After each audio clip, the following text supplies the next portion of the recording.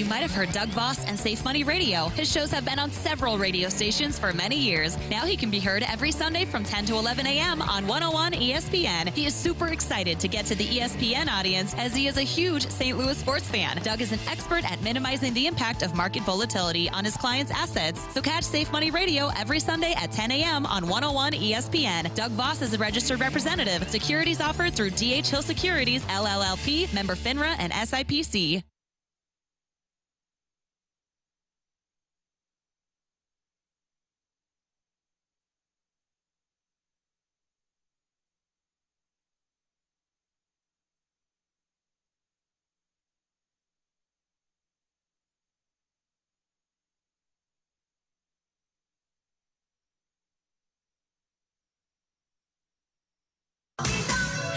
Rise and shine, St. Louis. It's the Brown and Crouppen Morning After with Tim McKernan, Doug Vaughn, Martin Kilcoyne, and Jackson Burkett on 101 ESPN. 7 o'clock in St. Louis. You are listening to The Morning After, presented to you by Brown and Crouppen from the Stiefel Studios here on 101 ESPN and on the TMA STL YouTube channel. Tim McKernan, Doug Vaughn, Martin Kilcoyne with you on the program. Little Jackie Papers loved that Rascal Puff is on the ones and twos.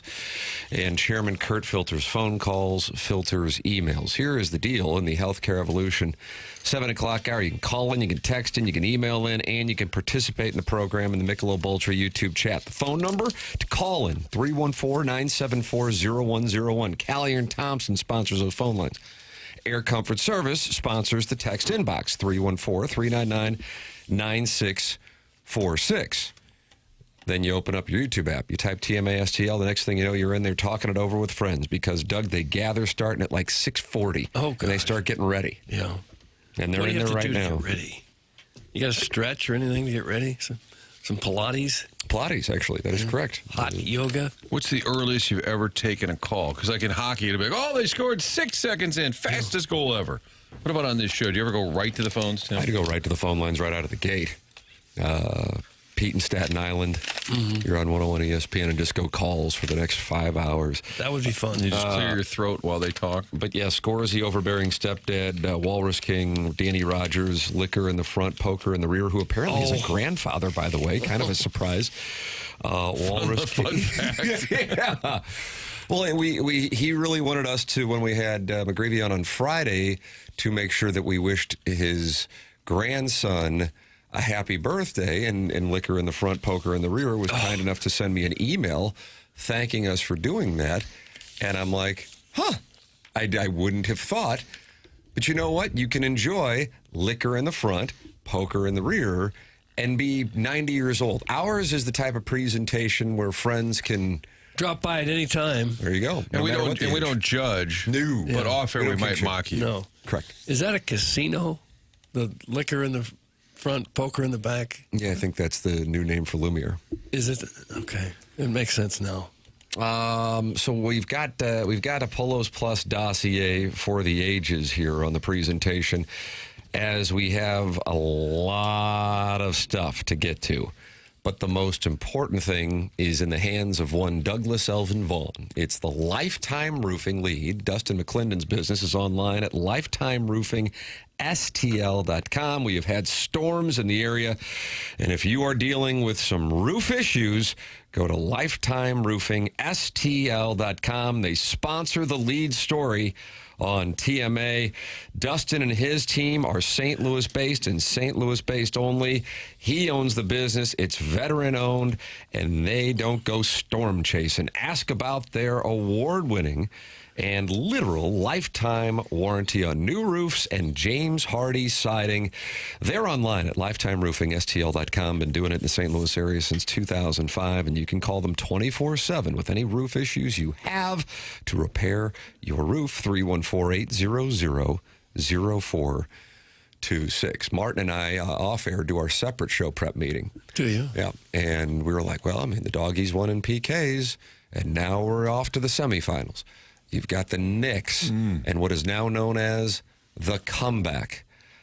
I kind of think it's Stan Kroenke and Arsenal, and he now I guess, is the greatest sports owner in the history of athletics. He's got a chalice. He's got himself a Super Bowl in his own building. I mean, the ultimate cuckoldry. And now he's won an EPL. Of course, at the same time, if you want to talk EPL, wow, look at the Tottenham Hotspur yesterday to Chelsea. I'm not going to look at those. So I don't know if you want to go Hotspur. None of that. All right, that's enough. The lead is the St. Louis Redbirds. A walk-off winner last night. I told everybody to take the under on 8 runs. The teams combined for 15. Cardinals win it 9-6. You sound like you're ready for the spread zone. You keep this up, you stay on this kind of heater, you will be added to the spread zone. It's that kind of math we can't ignore. There are people who are building homes in both Huntley and Jupiter, Florida, because they fade the spread zone. Doug, you say take the under, and they score 15 runs. How do the you teams do? combined for. So I missed it by that much. And now the Redbirds just a half game out of first in the division. Woot! 4 games up in the wild card race. Woot! I don't think anyone can overcome that in May. Start to do a little magic number on the wild card. Yep, I think we should. Magic is number 1. They just keep rolling. When you think, well, this is going to end at some times. At least I was so cynical at the start of the year. But they just keep looking every night like a team that's a serious contender. They do have that DNA for whatever reason. It may fade, but you got 5 walk-offs. That's a lot. I mean, what is it, May 20th today? They had 6 all last year, Chip Carey said, as they celebrated the Herrera yard work to end it. 7-1 in extra innings now, too. Wow. Those extra innings give me a sweat because, of course, the runner starting on second base. And then last night in the bottom of the inning, J.J. Weatherholt with the base hit on the lefty. Doug, would you call that a good piece of hitting, even though he pulled it? No, it can't possibly be. And Herrera's 3-run homer was not a good piece of hitting. But what if it would have been kind of the only way I got on base, which was an accidental flare to right field as a right-handed hitter? Nice piece of hitting. Thank you very much. And if you homer on the first or second pitch, that's not a good at bat. You have to foul the ball off 5 or 6 times before it's a good at bat. Man, I like this. I didn't know this Nonsense. stuff. It's nonsense. 4-homer night. You're 9 games over. You're, 5-0 against the Pirates. All the math. It's fun with math, Doug. It's just fun. Yeah, I don't know what this Math is a means. good It's time. your boy Fuzz is texting into the Air Comfort Service text inbox as we welcome everyone to do it. 314-399-9646. It says, I told you guys in the beginning. Doug, what does that mean? I told you guys in the beginning. I always love it when people start out with, I told you so. Oh, it's endearing. And they always say this like 2 or 3 months in. Or after So that we a don't game is remember over. what you said. Here is my ticket for my $2 bet. And I bet my live bet the Knicks when they were down 20. So if you went to Vegas now, what would the over under, what the win total? Remember, was it Martin, I'd be happy to look that up for because it was 69.5 68 and a half. in February. 68 and a half. It does feel like that is safe to. If you bet, you guys, some of you guys did that 68.5. You're going to be. I think you're in good shape. Oh, yeah. Let's do the They're math. 28 wins now. Doug, I need 41 to get home. Yeah, I think you can do that. We'll take half the winnings, set those aside, and then we'll take the other half, and now we're going to start to diversify our interests. That's what the Tam Avenue Capital Partners do before having cash calls. Okay. All right. Well, if they were to finish less than 500 at this point, I think people would be really disappointed. Yeah, I think the bar has been raised, Yeah, expectation-wise, for sure. To win the World Series, let's start there. Who do you think the favorite is? Dodgers. Okay, they are plus 190. Who do you think is second? I think this is a breaking ball for you. Tampa Bay. No, you certainly played the breaking ball. The Yankees are plus 500. The Braves plus 1,000.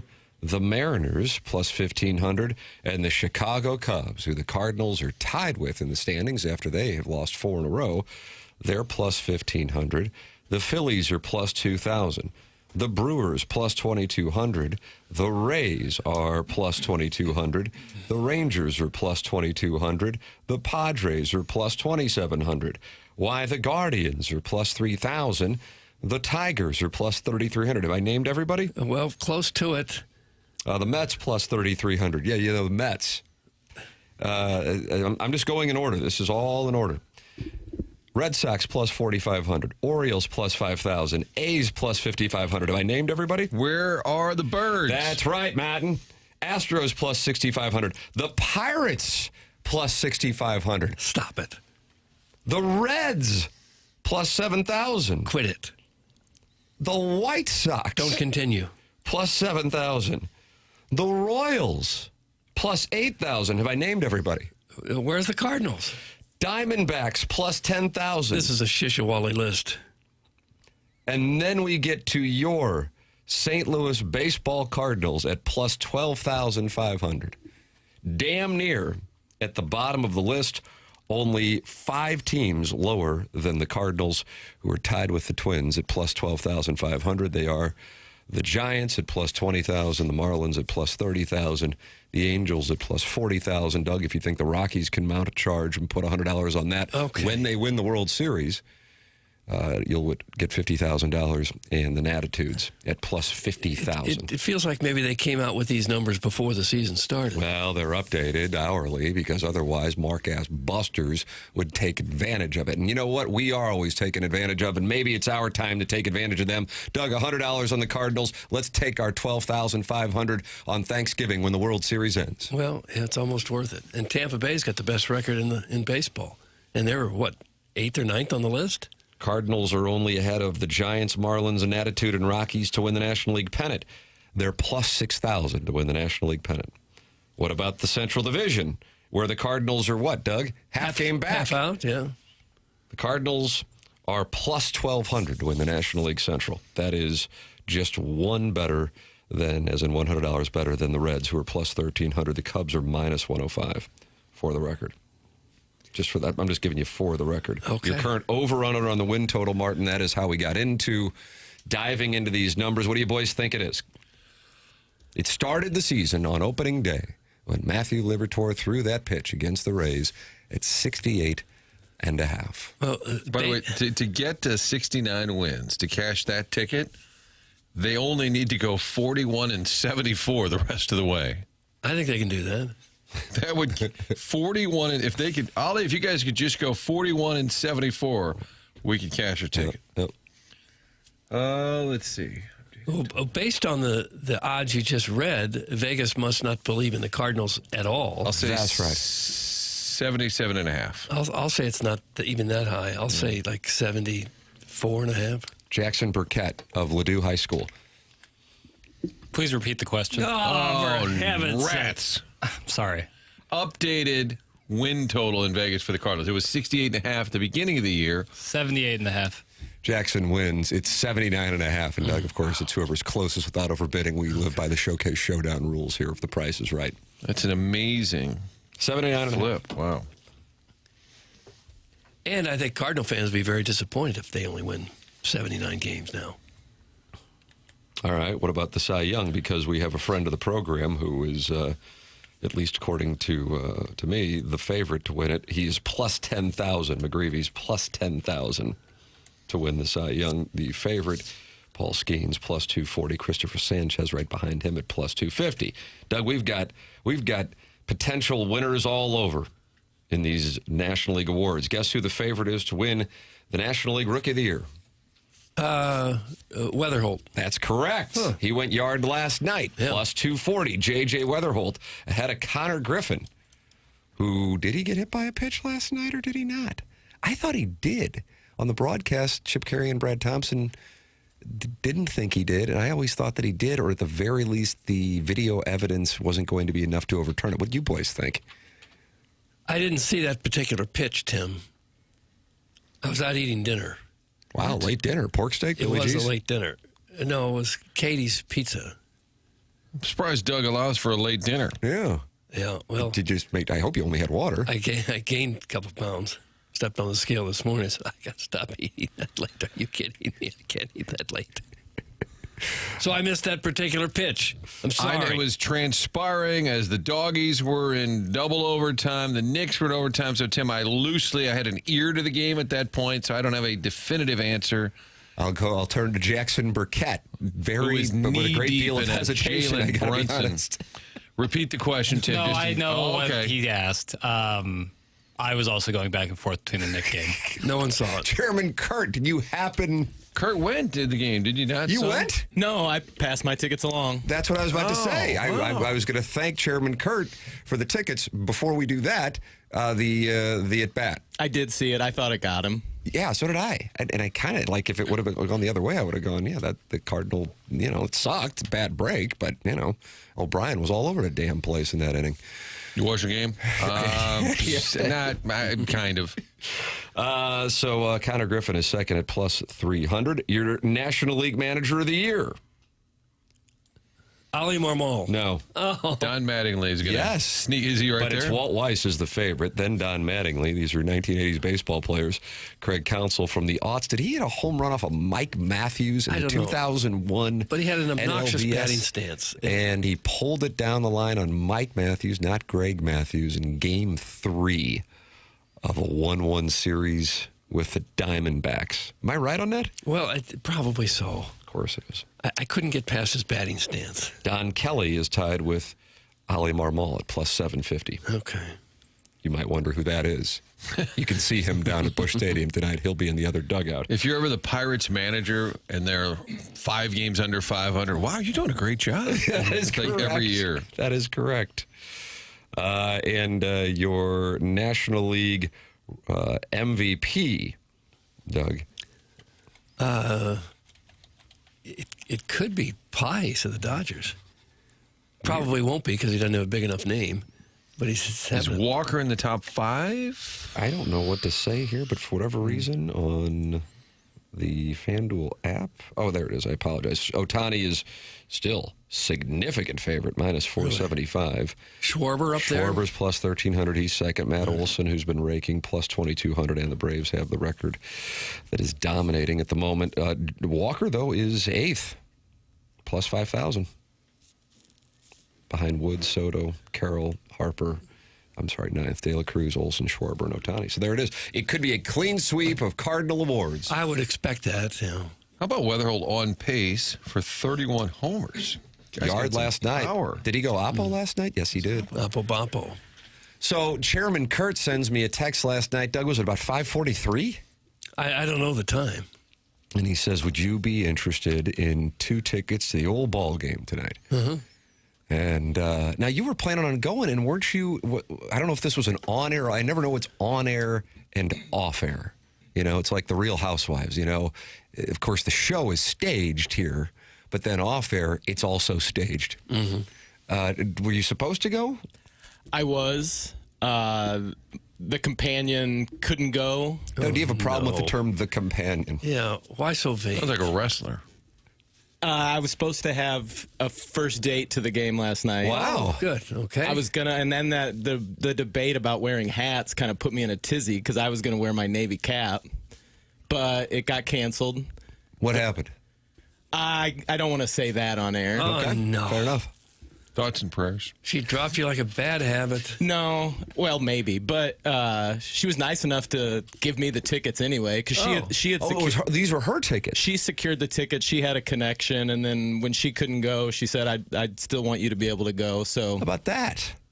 What a nice gal. yeah, classy move. And then before you thought of yourself, you thought of Tim. I always think of Tim. I think that's the right thing to do, though. I don't think I think that's what everybody would do. Everybody would give their tickets to you before going themselves? I think it's important to think of me before yourself. I was disappointed I didn't have 4 for you. For the whole family. Yeah. Before I knew the backstory, I was thinking, this is really weird because I was down there and Chairman Kurt texted me and said, hey, are they saying they're going to get the game in? What do they think? I said, they feel like it's going to be fine for the game. And I'm thinking, wow, he did all of that just to give Tim tickets. I didn't realize, okay, he was going to go at one point. I was like, that's a little subservient? Is that the word? Subservient, but that's the right thing. So Chairman Kurt, incredibly kind. I have a 4-year-old son who is absolutely, and this has just started here within the last 7 weeks, obsessed with the Cardinals. And so I'm like, I mean, if this is in play, then I've got to do it. Doug, I know this is what you would do when your boys were young. Martin, I yield to Doug for parental wisdom. I truly do. And I'm like, I know Doug would take his boys if he were in this spot. And I'm like, I'm gonna do it. So we just shot right down there. He was thrilled to see the Rutherford home run as we're walking to our car, the Gorman home run. And then we go home and we watch the rest of the game, and Herrera hits the walk-off. He tells my wife that he's thirsty. She gets him Bush beer. A Bush beer. Well, what else is in the house? And it gets him a water. And then she realizes what he is going to do, which is pour water all over himself like Herrera had water poured on him by Gorman, and she has to run in to grab the water because he is in full pour because this guy's running around the house celebrating the home run, and he is now going to pour water all over himself like he did a couple nights ago after Pozo's walk-off when he came downstairs and he was soaked. And I go, what the hell happened? Well, I just was washing my hands. That doesn't add up. No. So Now, did he want to leave the game early, or was that you? It was a 6-inning game last night. Oh, it was. Okay. Does he ask questions when everyone else is staying? I'm hoping the text line. I've got. I'm hoping they just. Jackson is my attorney on. Yeah, he's on I'm hold. hoping they just light you up. You left the game early. What kind of fan are you? Well, he's 4. He's 4.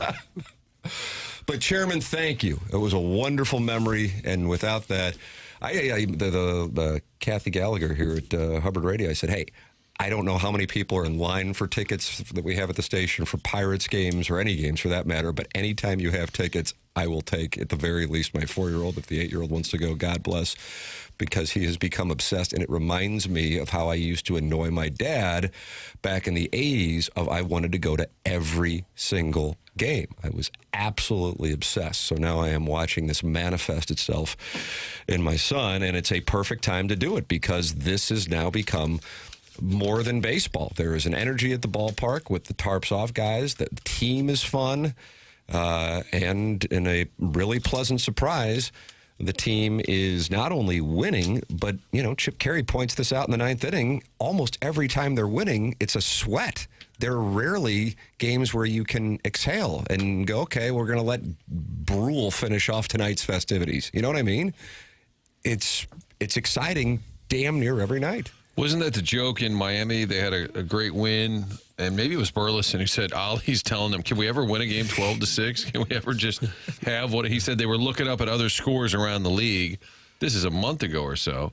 And said, how come they're winning 12-6, 13-5? Can we win one of those? But it's made it way more fun to watch because the games are close. Even when they lose, those are close, tight games. After that Seattle sweep at home, right before they went to Pittsburgh, they were 14-13. And that Monday night game we talked about it, Rutherford homered to tie it. Fermin had a big hit. It did feel like, all right, it's going to teeter here a little bit. Just got swept by the Mariners. Played well, but got swept.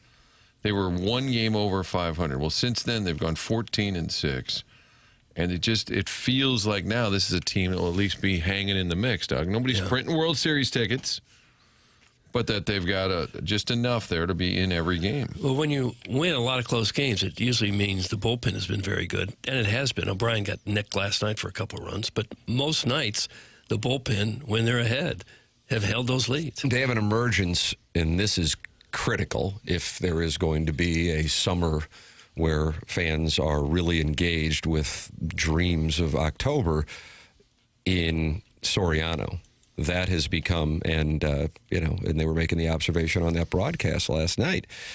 He's going change in an era of power, and it really throws guys off. So you used to go, okay, if it isn't Romero or O'Brien, they've got a problem. Also, should be noted, he still has had a couple of bumps in the road, but Stanek, which used to be, the fire squad captain, has certainly been better than the way that things started out. And his numbers in May are much improved from where things started in late March and April. And it's a reminder. It's why they are patient, because it's you just don't have that many options to turn to. So when Stanek's bad, we can shoot him straight into the sun. The text line can say, shoot Graceffo into the sun. But then they said, just let's give us a minute, because you just don't have that many options to turn to. So they just need guys like Stanek to kind of get it going. Graceffo's been really good, kind of quietly good. And they needed a few other pieces in that bullpen. That reliever the Pirates brought in last night, Gregory Soto, he looked about as unhittable as anyone I've seen in a while. Holy smokes, was he good. He was throwing upper 90s, and then he had that slider or sweeper that was moving 3 or 4 feet right in on their toes, and they couldn't keep from swinging it. Faced 3 hitters, struck them all out. But there's been so many of these types of games early in the year that I do think the bump is there, and people are going to start, like your kid, Tim, or saying, hey, I want to go. People have, a year ago, hey, I got tickets. Like, no 2 way. years ago, hey, I got Not a tickets. chance. You couldn't give them away. And Not now a people chance. are interested. Now, I mean, for me, as the father of 2 young kids, it's certainly different math than people whose kids are older, don't have kids, whatever the case might be. That I'm not going if I'm not going with my son last night. But I'm excited about going. I'm excited about watching the game, and I think people are really engaged. And again, as we keep pointing out, the team at this time last year was in around the same record, but for whatever reason, and everybody has a different reason, whether it be, well, Mazzelek's not here, or this team's young and they're fun, whatever it is, this one has captured the imaginations of sports fans in the St. Louis area, and that is a wonderful thing to see. For a light crowd last night, there still was energy in the ballpark. Tarps off, boys, Doug. They got to move down to right field, right behind the bullpen. They weren't up in the corner. They were up right behind the It's a good bullpen. spot for him. It's where Burleson nearly got the ball to them. That was a great piece of television work, the cameraman. Yes, he stayed on the hat. Yeah, the home run happens, and he just kind of panned. Doug, you call it panning up? Sure I do. Hand up right to the crowd, and then Herrera, when he was rounding first towards second, he was waving his arm towards the crowd. That was a lot of fun. Ain't gonna take off that shirt, you hear? How about that? There was a huge section of tarps off in Seattle last night. This is Doug. It's sweeping the nation. It sure is. Kind of like the Wave did there for a while. Maybe this is the new Wave. How are we not talking about City? Okay. That's from Edward Johnson Conciliare, Doug. Okay. Not my Conciliare. I don't know if he's yours. He's not mine. How You're are out, we- Tom. Okay, gaslight girl boss gatekeep. How about that? Why are we Doug, not- what a win in PKs. And we will get to it coming up on the Polos Plus dossier. And it'll be for you, Edward Johnson. And now it's on to the semis. Wow, wow, wow. Jackson, when are the semis? When? Boy. Down the road, Yeah, it'll happen. Yeah. got that World Cup coming up. Shut things down. But they could be facing the Steamers team. The Rapids, although he's probably sold it to his wife, I'm sure. The Rapids in San Jose play tonight to determine the other semifinals. So they're all MLS teams, but this is not an MLS competition, Tim, just so you're clear. Doug looks confused. There's a facial reaction that I picked up. He looks confused. I was trying to find the schedule on the U.S. Open Cup, and I'm not finding it. I don't know that date has been determined. Is it behind a paywall? I don't know. There's a couple other quarterfinal games tonight, I guess. You have to put $50 down to possibly get the information. You know, I haven't got that kind of cash. Iggy's got a free Mr. Skin password, if that'll help. Oh, is that Negril 111? I believe at AOL.com. Okay. Does Iggy give out his passwords on the air? Apparently, Jay Randolph Jr. said all the caddies on the PGA Tour had Iggy's Mr. Skin password. You can get involved on the program. 314-399-9646. That's how you can text into the Air Comfort Service text inbox. Open up the YouTube app, type TMA STL, and the next thing you know, you're in there with 244 friends on the TMA STL channel, and you're talking it over in the Michelob Ultra YouTube chat. Email in for our Design, Air, Heating, and Cooling email today. That comes your way on the Polos Plus dossier at 9:45. Jeremy Rutherford is going to be in studio taking two-part questions. That is at 8:40. The program is called The Morning After. It's presented to you by Brown and Crouppen on 101 ESPN.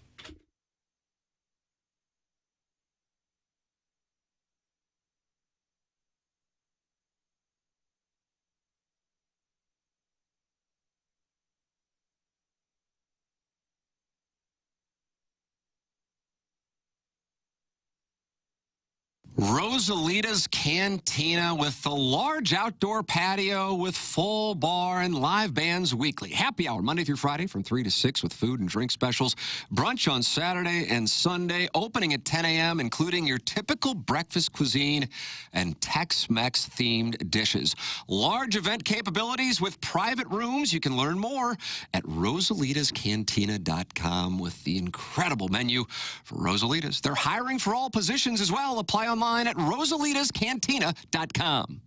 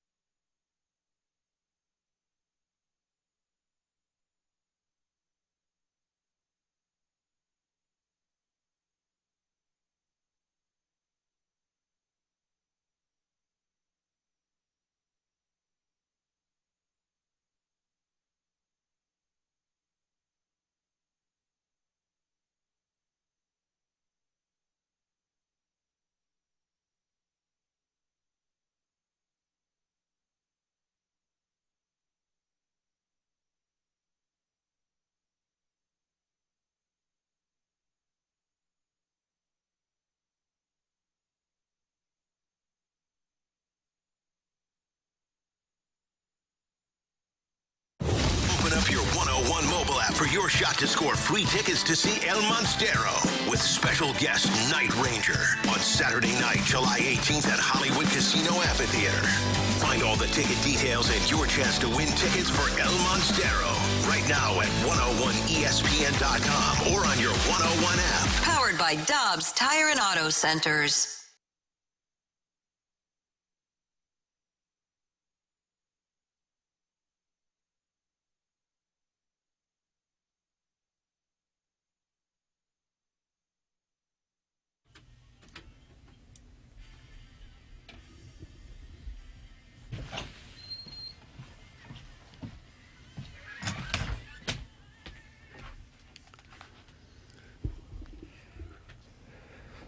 Doug, is it Cher's birthday?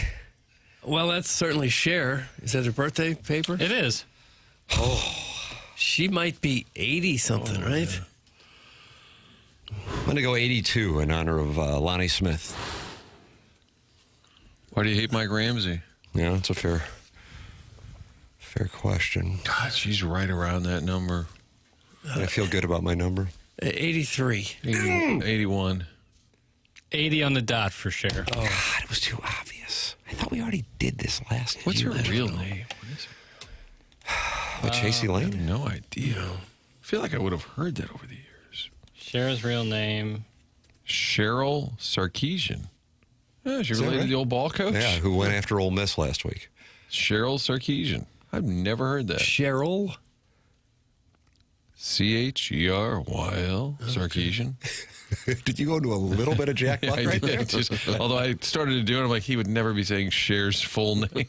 Just couldn't do it. The program is called The Morning After. It's presented to you by Brown and Crouppen on 101 ESPN. And the TMA STL YouTube channel is where you can watch and subscribe. Doug, we're at 6,890 subscribers. You're 110 away from that gold bullion. I'd like some bullion. Subscribe to the TMA STL YouTube channel. It's where you can also watch after the morning after from 11 to 12. So last night, the Cardinals get the win, and then why? Just a little bit to the west, the Doggies get the win. And now it's on to the semis, and we have discovered when they are playing. Yeah.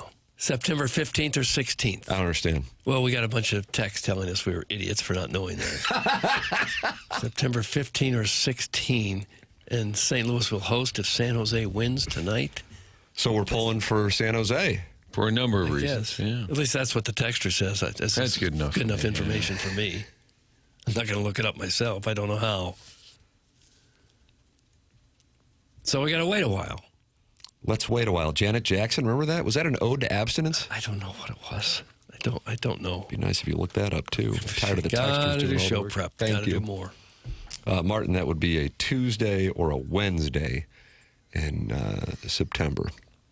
Well, you better check the Cardinals schedule because that feels like magic number season right there, buddy. Oh, my. How about friend of the show, Michael McGreevy, in the pregame in the dugout? Do we have this audio? And I don't know, well, we'd have to beep it, I guess. I didn't know I didn't know if that was for air. And I think it was just for our team, but I think he probably wouldn't care. So I said, here's the deal. You guys got this alliance. He goes, yeah, right. And I said, you could just say Martin's down here giving me crap. He goes, can I swear? Right on. I go, this guy swears and drinks Jack Daniels. I think I'm in love. Jeez, my God. Irish guy who swears and drinks Jack Daniels. How do you find one of those? I'm feeling a little lightheaded. He had just done a sit-down interview with Frank. So he does this little clip saying he loves papers and I can't break the alliance. And Frank walks over. He said, yeah, I just did this McGreevy sit-down, and he mentions TMA during the interview. And I'm like, there you go. How the hell did that come up? He said the poor man's Maddox. I guess Frank brought it up or something, and he said, yeah, TMA keeps talking about it. I'm like, I think he keeps bringing it up. I agree with that. We didn't even know about it. But he said he went on the Twitter tweets, or no, I guess one of his buddies in Southern California was sending him screenshots of what was being said on the Twitter tweets, and they call him the poor man's Greg Maddox. And I feel like he's bringing it up a lot. Not us, but apparently during Frank's interview, and I said, you can't edit that out. We need that. We need that kind of grassroots marketing. Just curious, any of these soccer guys who were so angry this morning, knowing the Consolation Cup schedule, want to remind the audience where the Doggies sit in the actual standings of what they are supposed to try to win. That's from Carlos Spicy Wiener. And now he has decided to pick a fight with soccer guy this morning. Doggies are next to the last place in the West.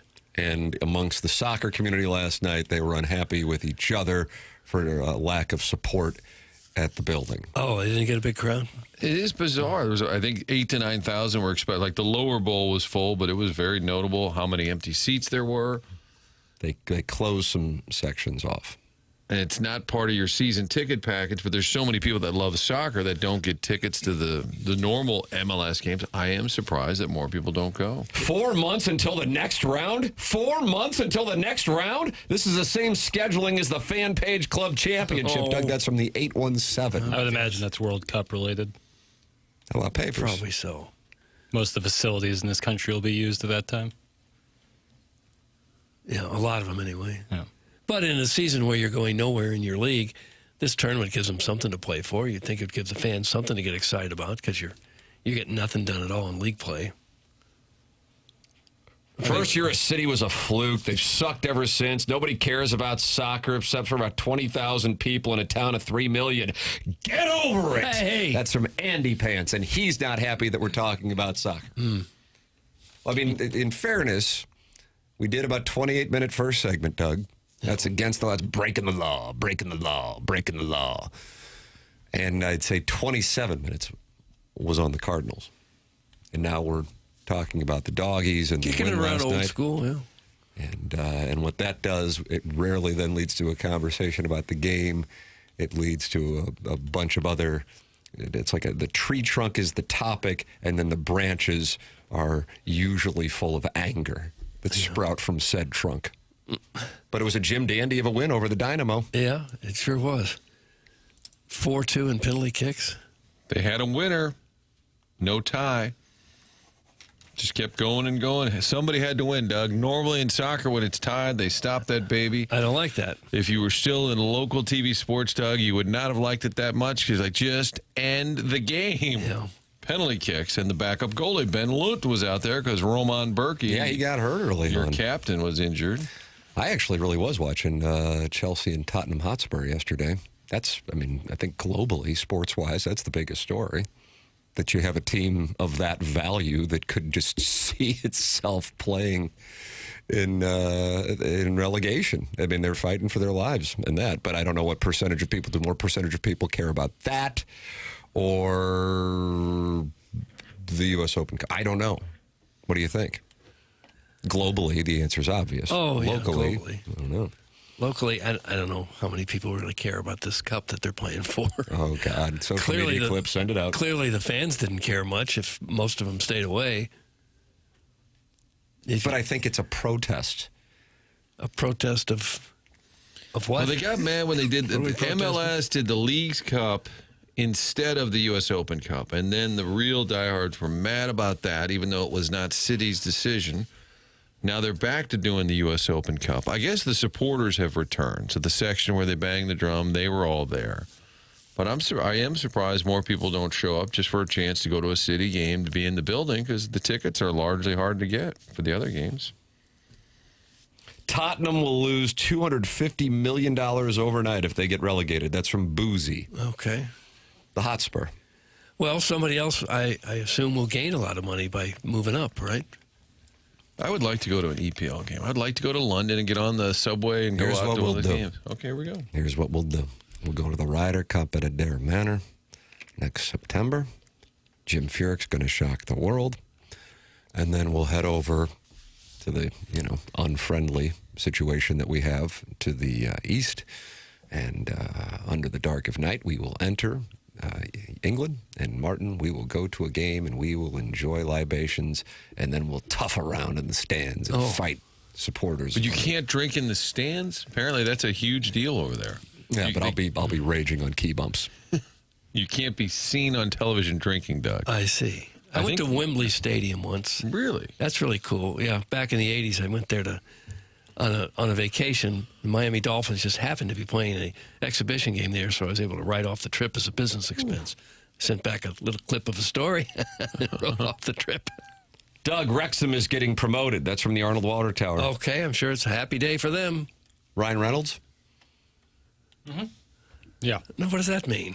He, at one point, was the owner of the team. Of Wrexham. And brought them up from low in the English soccer leagues. And now they're getting promoted, I think, to where Tottenham might get relegated to. Okay. I could be wrong on that. I'm sure people will be understanding of Was that. he hands-on, and do they get mad over there because he's not one of them? I don't know what they could be mad about. They've moved all the way up, and he brought in a lot of money. No, they're already in the championship. It does not look like they'll be promoted this season, but maybe next season they'll be promoted. Well, who's going to get promoted? Coventry, Ipswich Town, and Millwall. Okay. All three of them. Three go up, three go down. Crump Daddy Delta is not happy? We welcome Crump Daddy Delta to the program. No, I don't recall saying that name, Jackson. Is that a new Air Comfort Service? Sounds like that's pretty new. I don't know when a Ryder Cup is, but the EPL season ends in June, so I don't think you're going to see a game. All Wrexham is not getting promoted. That's from Crump Daddy Delta. Wrexham will not be promoted this season, but the season ends this weekend. Wrexham didn't make the playoffs. That's from Just Don't Press Push. Wrexham damn near kills him. Caller Ellen. I think Jackson's Wrexham comment is trolling soccer fans. They're not getting promoted. They missed the playoffs. The last team to be promoted has not been decided. That's from the Golden Hoosier Shoe. Okay. Just take it easy. Take it easy. It's fine. Nobody cares. Ryan Reynolds dated Alanis Morissette before he was married to Scarlett Johansson, before he married Blake Lively. How about that? He's a handsome man. He's doing some Jeter Quite a work, run. Handsome man. Doug, Mount Rushmore of handsome men. No, brother. Maybe I wouldn't be the best judge of that. I said it yesterday. If you guys say relegated soccer or Wrexham one more time, I will come down there. And then it gets a little graphic, but it's a reference to a golden shower. That's Why is he so Marquette upset? Pisser. Doesn't like the topic. And he said it yesterday, so we should all remember every word that comes out of his mouth. Leave us alone. Welcome to Wrexham is worth a watch, Martin. That's from Sticky Ricky. Such a bad name, Wrexham. Welcome to Wrexham. All right, I'm writing it down. Welcome. Jackson, did you watch it? No. I have heard that. Oh, yeah. I think the story is fantastic. Yeah. Are you with me on the idea they'll go to London, get on the subway or train, whatever they call it over there, and go to one of those matches? I would love to. It would be a dream. Some of those stadiums that are neighborhoods. I just want to go to Europe. But yes, agreed. Just take it in. That. Well, yeah, I want to go. I want to go to a big English Premier League game. Not one in the little neighborhoods. I kind of would go to the little neighborhood. I wouldn't mind doing both of them. Both of them. Yeah, I'm into both. Damn. First text read on the show after 150 messages. Guess I'm famous now. That's from Crump Daddy Delta. So, Doug, that's just a reminder. You got to put pucks on net. And someday you'll break through. Crump Daddy Delta, today was your day. Get involved on the program. Maybe it is your day. 314-399-9646. Air Comfort Service, text inbox. Open up the YouTube app. Type in TMA-STL. 302 friends are in there watching the program, and you don't have to interact in the Michelob Ultra YouTube chat, but you are welcome to if you would like. Otherwise, you can just lurk and you can read it and talk it over with other TMA listeners. 304 friends in there talking it over. It's the Michelob Ultra YouTube chat. Coming up here on the program. Yesterday, what a great interview on BK and Ferrario with Oli Marmol. There was a lot there, Doug, a lot of meat on the bone. We'll highlight some of that in addition to the Cardinal reaction from the walk-off win last night. The program's called TMA. It's presented by Brown & Crouppen on 101 ESPN.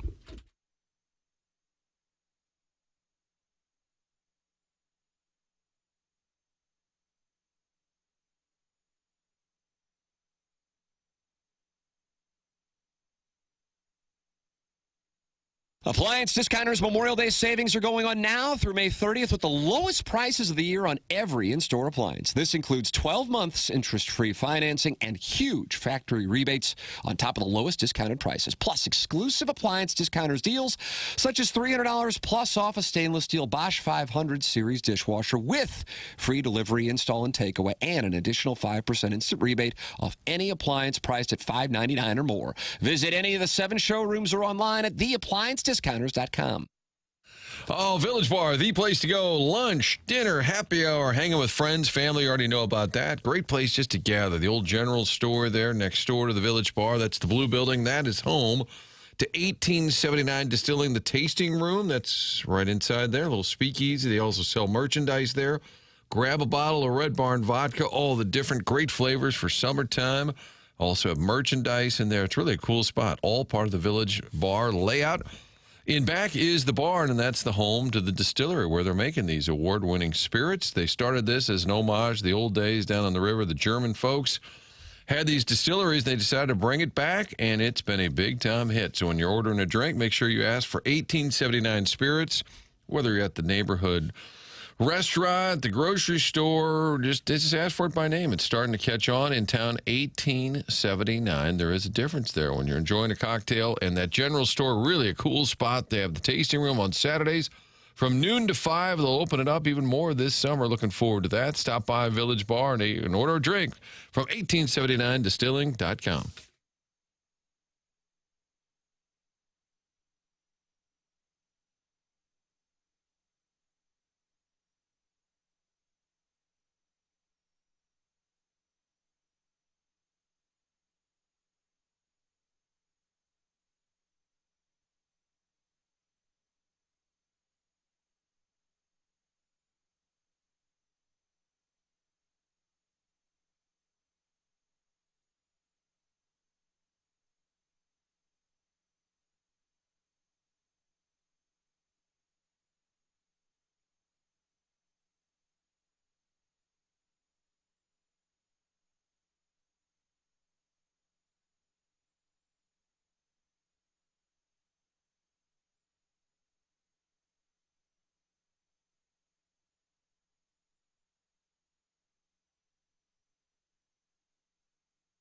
New tax resolution firms are popping up every day with high-paid celebrity endorsers, advertising ridiculous claims in their TV ads. That's why they have the tiny, unreadable disclaimers at the bottom of the screen. Hi, this is Lance Story with the Lance Story Law Firm. Our ads never have those ridiculous, fast-talking, tiny disclaimers at the end because, simply put, there are no guarantees when it comes to the IRS and wiping out tax bills. And we don't make promises we can't keep. Of course, there are ways the Lance Story Law Firm can help resolve your tax debt, but no company can guarantee it will eliminate it. This is why their clients call the Lance Story Law Firm when those promises don't pan out.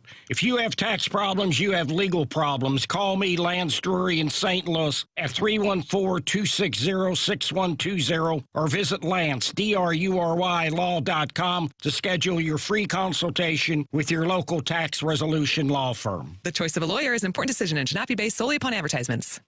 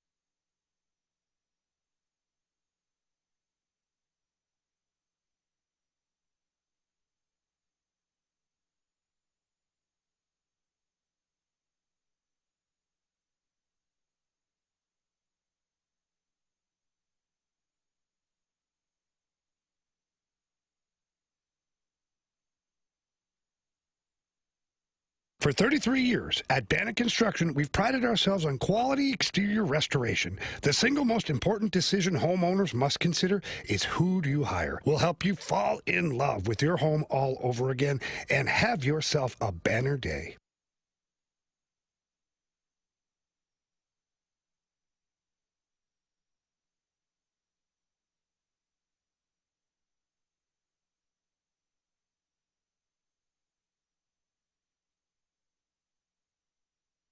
You can now watch 101 ESPN live on our Air Alliance Team Studio Cams. Catch every show live on our YouTube channel or at 101ESPN.com. 101 ESPN Studio Cams. Presented by the Air Alliance Team Heating and Cooling. Getting the job done quickly, correctly, 100% of the time.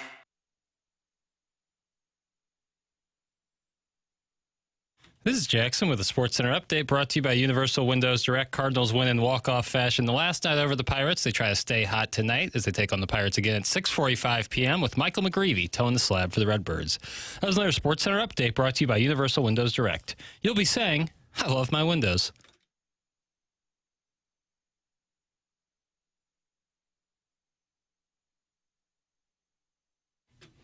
Oh, Doug, 41 years ago.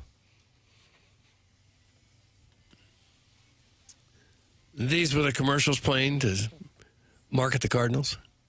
Are you horse plowing me right now? Well, I wasn't in St. Louis at that time. Jackson wasn't born, and he still pulled this song. He knew. Jackson's staring you down like... Yeah. Well, I remember they used this song, but it was also part of the marketing plan, wasn't it? It was also part of the Beverly Hills Cop soundtrack. It's Nick Nolte's birthday. No, good guess. Eddie Murphy? Even more niche character in that film. Brigitte Nielsen. No, good guess. Initials, please. BP. BP. Bob Purdy? No. Bill Paxton? No. Bill Pullman? No. Good. Very good guess. Bubba Puffington? Bubba Puffington? No, but if someone wants that text name, June 1st. Who's the lady that's in Ted Lasso? Don't you have Brandy Love. No, the female owner has a really weird real name. Hannah Waddingham. That's it. When she said air. shame. Rarefied air for me. Was that her? What do you mean rarefied air? What does that mean? What just happened? You like a tall woman, don't you? Boy, howdy. Whoa, hold on a second. We got a soft cow in the studio. Tall Brit. A tall Brit. Tall Brit, which means she, of course, is not American, even better. Right. I don't even know you right now. Right. The answer, of course, Bronson Pinchot. Oh. Wow. From Perfect Strangers. Perfect Stranger, True Romance. Yeah. They're great. Happy birthday to Bronson Pinchot. He turned 67 today. Okay. What about Judge Reinhold? Not his birthday. Love Judge Reinhold. Martin, you might remember this. I went to midnight mass, which was an upset in and of itself, in 1999 down in Little Rock, Arkansas. And Judge Reinhold was in the pew in front of me. I have no idea how or why. I don't know who was less likely to be there. Holy smokes. But there he was. And, Doug, we need a backstory on that. Maybe a fun little Swopes picks. Sure. Have you guys ever talked about it? Let's see, Judge. I would imagine Iggy probably has his number. I wouldn't mind getting him on. Surprise guest. See if he remembers Fast seeing Times. Was he in Ruthless People? No, was he? He was in Vice Versa with the delectable Fred Savage. Oh. He was the close talker in Seinfeld. Yeah. There was a glut of films in the 1980s in which fathers switched bodies with their sons. You had Like Father, Like Son with the wonderful Kirk Cameron and Dudley Moore. You had Vice Versa with Fred Savage and Judge Reinhold. And I feel like there was a third. And you had Freaky Friday with friend of the program, Lindsay Lohan. Am I right on that? Mm-hmm. Is there another one? Curtis. I'm trying to think. Invasion of the Body Snatchers, kind of, but not really. But big shout out to Donald Sutherland. You're welcome to get involved on the program. Today we are paying tribute to the St. Louis University High School golf team winning back-to-back state championships. Doug, just unbelievable. Okay. One-stroke win, and the dynasty continues over there on Oakland Avenue. It's not fair. It's not fair to win state championships and then sign everybody's paychecks, but that's what we do. 314-399-9646. That is how you can text in. You can also talk it over in the Michelob Ultra YouTube chat and call in the Callier and Thompson phone lines. Cardinals winning last night, a walk-off after the 2-run lead is blown by Riley O'Brien, who just didn't have it last night, hitting guys and throwing balls in the dirt, and all of a sudden a base hit ties things up. They go to extra innings, and here comes, is it Ivan or Ivan? Because they're debating that right now in the Michelob Ultra YouTube chat. I think I heard Oli Marmol and BK and Ferrario say Ivan. Half of the team says Ivan, the other half says He Ivan. goes by Ivan. They do that video at the end of every win at home where the guys walk to the clubhouse and they give a shout out to somebody. And you'll know, watch the video. Half of them say Ivan, the other half say Ivan. But it could almost be cheeky fun. If you got a teammate and it's Ivan, but you say, "What's up, Ivan?" Yeah. JJ takes off, swing and a drive, deep left field. That's going to do it in a big way. 3-run walk-off homer. First walk-off of his career. Yeah, he had been wanting that one. He was telling the cat down on the field. He was pretty fired up because he had never had a walk-off. Can you think of another Cardinal player in history whose first name started with the letter I? Well, they had Ivan DeJesus after his run with the Cubs. Yeah. He ended up here. That's one. Let's see. First name I. I'm thinking like Cesar Asturias. The Izzy man. That'd be a C. Let's see. Ivan DeJesus. Who else? It's Ivan. There's no debate. That's from McGee's Willie. Ian Kinsler, not a Cardinal, but from St. Louis. University of Missouri. Went to Mizzou. Yeah. Fight Tiger. Count it. Yeah, I don't that think counts. I'm with you, Papers. I got this, buddy. Even though you have an alliance with McGreevy, it's fine. Yeah, it's a tense alliance. Here is post-game Herrera, Doug. Is it Ivan? Is it Ivan? I would say Ivan, but then I hear him say Ivan. Herrera on the Cardinals and responding to the adversity. Well, hit the lever, Pale. This is definitely one of the best teams I've been part of, and the chemistry that we have is just amazing. I mean, we have guys pulling for everybody, so we got a great relationship all around, and everybody hanging out with that goes a long way. You know, after the games, we hang out, some guys hang out, so that for me is just like you build trust, and everybody trusts each other, so I think that's what's happening. I believe I heard him say in that post-game on-field interview with the Cat while he was having water poured over his head that was his first ever walk-off home run. Doug was not a part of the program 3 minutes ago. Oh, did you say that? Yes, sir. What's happening? You were looking up Cardinals that start with an I. I probably was. I was looking at Ivan DeJesus' career. I was looking up other Tim, eyes. did you know that was his first walk-off? Sometimes we do the show in a round. Yeah. Like row your boat? Indeed. You know what it is? I can always tell when Jackson's not ready to be queried. And Tim, like, right, Jackson? I'm like, There's a delay, and it's like, what's up? One of the problems is there's a computer right in front of our face, so you look and you see something interesting on a computer, and you lock in on that for a few seconds, and you don't hear anything else. Yeah. But I thought it was fascinating that this was his first career walk-off home run. Yeah. What I like about it is, like, as soon as it comes off his bat and there's a runner at third with no outs, he knows that game's over. He got it. And then the ball carries out to left field, and he can wave his arm at the Terps off guy. It's pretty cool. Yeah, I like that. But did you know that was the first walk-off home run that he'd hit? How many has he had? I don't know. Okay. We haven't discussed that He yet. won 3 games on the homestand. 2 have been the walk-off rider. Our guy Pozo and now Herrera. Nope. Is it 5-0 now against the Pirates? 5-0 against the Pirates. 6-1 in the division. Played 7 games in division halfway through May. 7-1 in extra innings. 5th walk-off. Tim said, what was the stat earlier? They only had 6 all of last year. How about that? Here we sit on May 20th, and the team already has 5.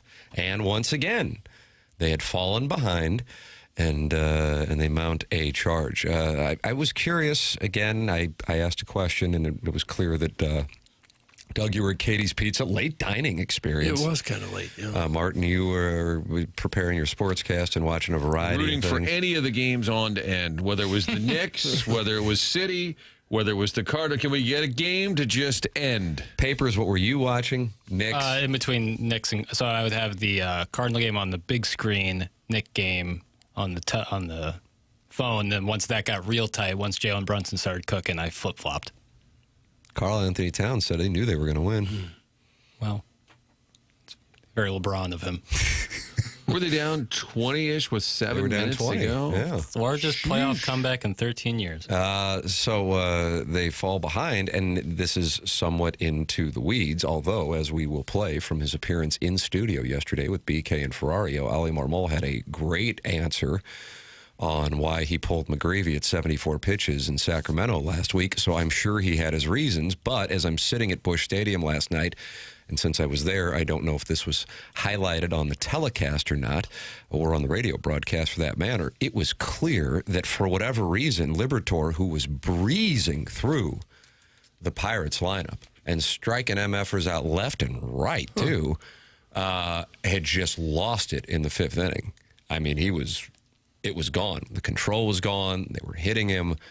And I looked down in the bullpen, and I'm like, I'm really surprised that there's nobody getting loose. It was really surprising. And I don't know if this was touched on in the postgame, but I was really surprised by that. My theory, this is strictly speculative, is that now you are at the start of a stretch of games without off days, start of a series, then you go right from St. Louis to Cincinnati, and you don't want to be burning guys if you don't have to, and he had looked so good that perhaps they thought that he would right the ship. But it struck me that this is now the 3rd time through the lineup, and he's just having a combination of control problems, and if he was finding the strike zone, they were hitting him hard. So I was surprised by that, and that's what allowed the Pirates to come back in a game that, even though it was only 3-0, it didn't look like they had a chance in going into the top of the 5th inning. Yeah. 9 Ks through, 4 and a Unbelievable. third? Yeah, he's dealing. I did see him in the postgame. I think our guy Brendan Schaefer said, more or less, what happened? And Liberatore said, well, I walked a couple guys and threw a wild pitch. That's what happened. Really wild. He threw that way over his head. 9 Ks. It's hard to have 9 Ks when you only go 4 2/3. Yeah. Still waiting for him to take that next step where you kind of, every night that he pitches, just kind of to be a top of the rotation guy. And there's signs of it at times, but he's just not there. And if it is the case, as Tim's theorizing, that, maybe they're hoping he can get it right and go deeper into the game, I like that idea in a vacuum. Like, I like the idea of giving your guys more of a runway to pitch and not burn the bullpen, but also kind of knowing situationally what it requires. On TV, he looked gassed. That's from the 636 at the ballpark. It just was obvious it was over, and it was such a surprise because he wasn't just good for the first 4 innings. He was dominant through the first 4 innings, and for whatever reason, it just got away from him badly in the 5th inning. And I'm looking down in the right field bullpen. I'm going, God, there's nobody up. This thing is getting away in a game that they're in control of. And that was what I was theorizing. Now, like I said, Oli Marmol was asked by, I believe, Brandon Kiley about the move last week to pull McGreevy. Do you have that Yes. papers? I loved this answer. All right. Because the thing is, and this is the thing, Martin, you highlighted this to us before he started coming on the show and we'd be down at spring training, that he enjoys debating. He welcomes it. He doesn't take offense to it. He says, ask me whatever you want to ask me. I'm going to have an answer. Now, you still might disagree with it after you hear the reasoning, but at least you'll understand what we were thinking or what I was thinking. So BK, I believe it was BK, asked him about pulling McGreevy after 74 pitches. The Cardinals wound up winning the game, but that was something that stood out. We asked McGreevy about it when he was on with us on Friday. Here is Oli Marmol's explanation. All right. Some people may not like this one, but here's the thought. He's at 74 pitches. Once you get into that sixth inning, for me, it's less about pitch count, more about effectiveness, right? I'm trying to think of exactly, if I can recall, out of the 19 balls in play, 14 of them were hit over 94. 7 of them were hit over 100. His expected ERA was like 13.8. He walked out with a 1.5. So when I think of all of that. That you would say sustainable over time. I also like how he said, I'm going to see if I can remember this, and just rattled off all of those numbers. So for me, like, as I'm watching the game, and this is the part some people might not like, I looked at Dusty and I was like, I didn't want to send him out for the sixth based on what his sinker wasn't behaving the way it normally does. He knew it from pitch one. Yeah. So, like, we have his feedback, too, of, like, understanding how he's feeling throughout the course of that game. So it's not me going, I'm going to go to my pen here and shut this game down. Like, I'd have loved for him to go back out if I feel like his stuff is actually doing what he wanted to do, and we're not relying strictly on the balls being hit at somebody. That game, there's games where he hasn't gone as deep, where he's actually pitched better. So, like, I have to make the call, and it sucks because you don't get to see what would have happened ever, right? Of what I think our best chance to keep it here is going to be. And 50%, people may disagree, people may agree, but that specific outing, even after talking to him after, I feel like we made the right call. Did it work out the way we wanted it to? No. When you win, does it feel a little better? Absolutely. And McGreevy even said, I think Friday when he called in, that it was kind of on him, like that he didn't pitch great in the sixth. Ollie's referencing earlier than the sixth, that even if you're getting the results, they're kind of watching close and like, okay, he's lucky that he's getting outs. The only counter to that would be, yeah, but if he's getting it done, let's just see. Can you go out that next day? I know they like bullpen guys coming in clean if they can. Sometimes I always wonder if it's working, even if those stats that he rattled off, they're still getting outs. You know, is it worth? I think that's the debate where you're looking at the metrics, but you say he's still getting people out. I'm going to put him out there in the seventh and just see. Yeah. He might work a quick seventh. You never know. Because that's basically what he was saying is he's lucky that he's getting through this. Right. They're hitting the ball really hard, but right at people, and sooner or later, those balls are going to find a hole. Yeah, especially with a guy who's so pitch to contact like McGreevy is. I feel like having those numbers around for him is even more important than, a guy like Dustin May, more swing and miss stuff. And conversely, it was a couple of years ago where the team was bad, and Miles Michaelis, I think he'd gone like 8 shutout or something in Tampa, and Oli took him out, and then things got sideways, and he said, I made a mistake. That was his game to win or lose at that point. Now, that's a different scenario where a guy had pitched really, really well, and you say at this point, let him just kind of decide the game. It's probably hard to trust the pitchers when they ask them questions like how much gas you still got in the tank. How do you feel? They probably always say, I'm good, let me go. And when a guy really is good, it's probably hard to know when to trust him. But they're not, and I think what's important is it's not willy-nilly. We're like, well, he's given us 6, now we go to the bullpen. That's the way we drew it up this morning. It's based on what's actually happening. There's a lot of thought that goes into it, but it can be frustrating if you're watching and you look at just the pitch count. Because they almost always take them out in the 6th inning or so. Polos Plus is the sponsor of our dossier. Jeremy Rutherford drops by as per usual on Wednesdays. You'll take your 2-part questions at 314-399-9646. That's coming up in the 8 o'clock hour. 9 o'clock hour has the Design Air Heating and Cooling email today. The dossier on TMA is brought to you by Polos Plus. You've heard us talk about them for months now, and by now you know they are the place to go for small and mid-sized businesses that need quality branded apparel. Locally owned, run by Corey Lawson, with Andrew Hubbard handling sales and marketing. And they have premium brands: Carhartt, Travis Matthew, Nike, Under Armour, polos, quarter zips, jackets, hats, you name it. No minimums, no nonsense, and they stand behind everything that they make. Now, here's the thing. Whether you own a business, work for one, sit on a board, help run an event, or just know a buddy out there grinding to grow his own thing, you probably cross paths with somebody who could use what Polos Plus does. That's all they're asking for. Keep them in mind. Make an intro. Put in a good word.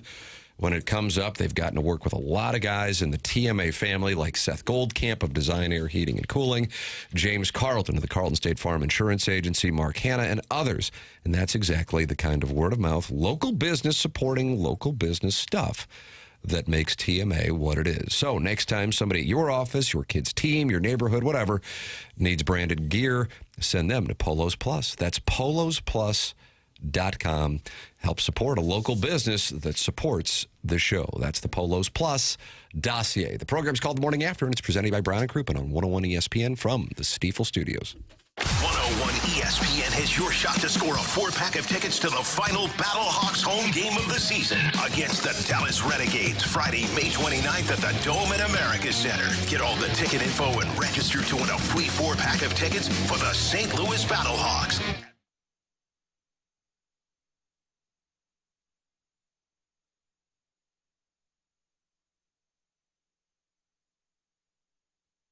I had Roof Restore out at my house a couple weeks ago, and I am so glad that I did, because they saw a hole in the roof, which they treated, and now the roof has been maintained, just like you do. When I took my car out to Munganess St. Louis Acura a couple days ago and did the standard oil change, you maintain your car, and that's an asset that's declining in value. Your house is increasing in value. Why wouldn't you have the same maintenance treatments for your home? I don't understand. That's where Roof Restore comes into play. Online at notanewroof.com. Let's say a roof costs X. All right. Well, how much is Roof Restore going to cost? It's going to cost 10% of X. Why not do it? I'm glad that I did. They're online at notanewroof.com or by calling 314-279-ROOF. It's notanewroof.com. That's Michael Mahoney and his team at Roof Restore.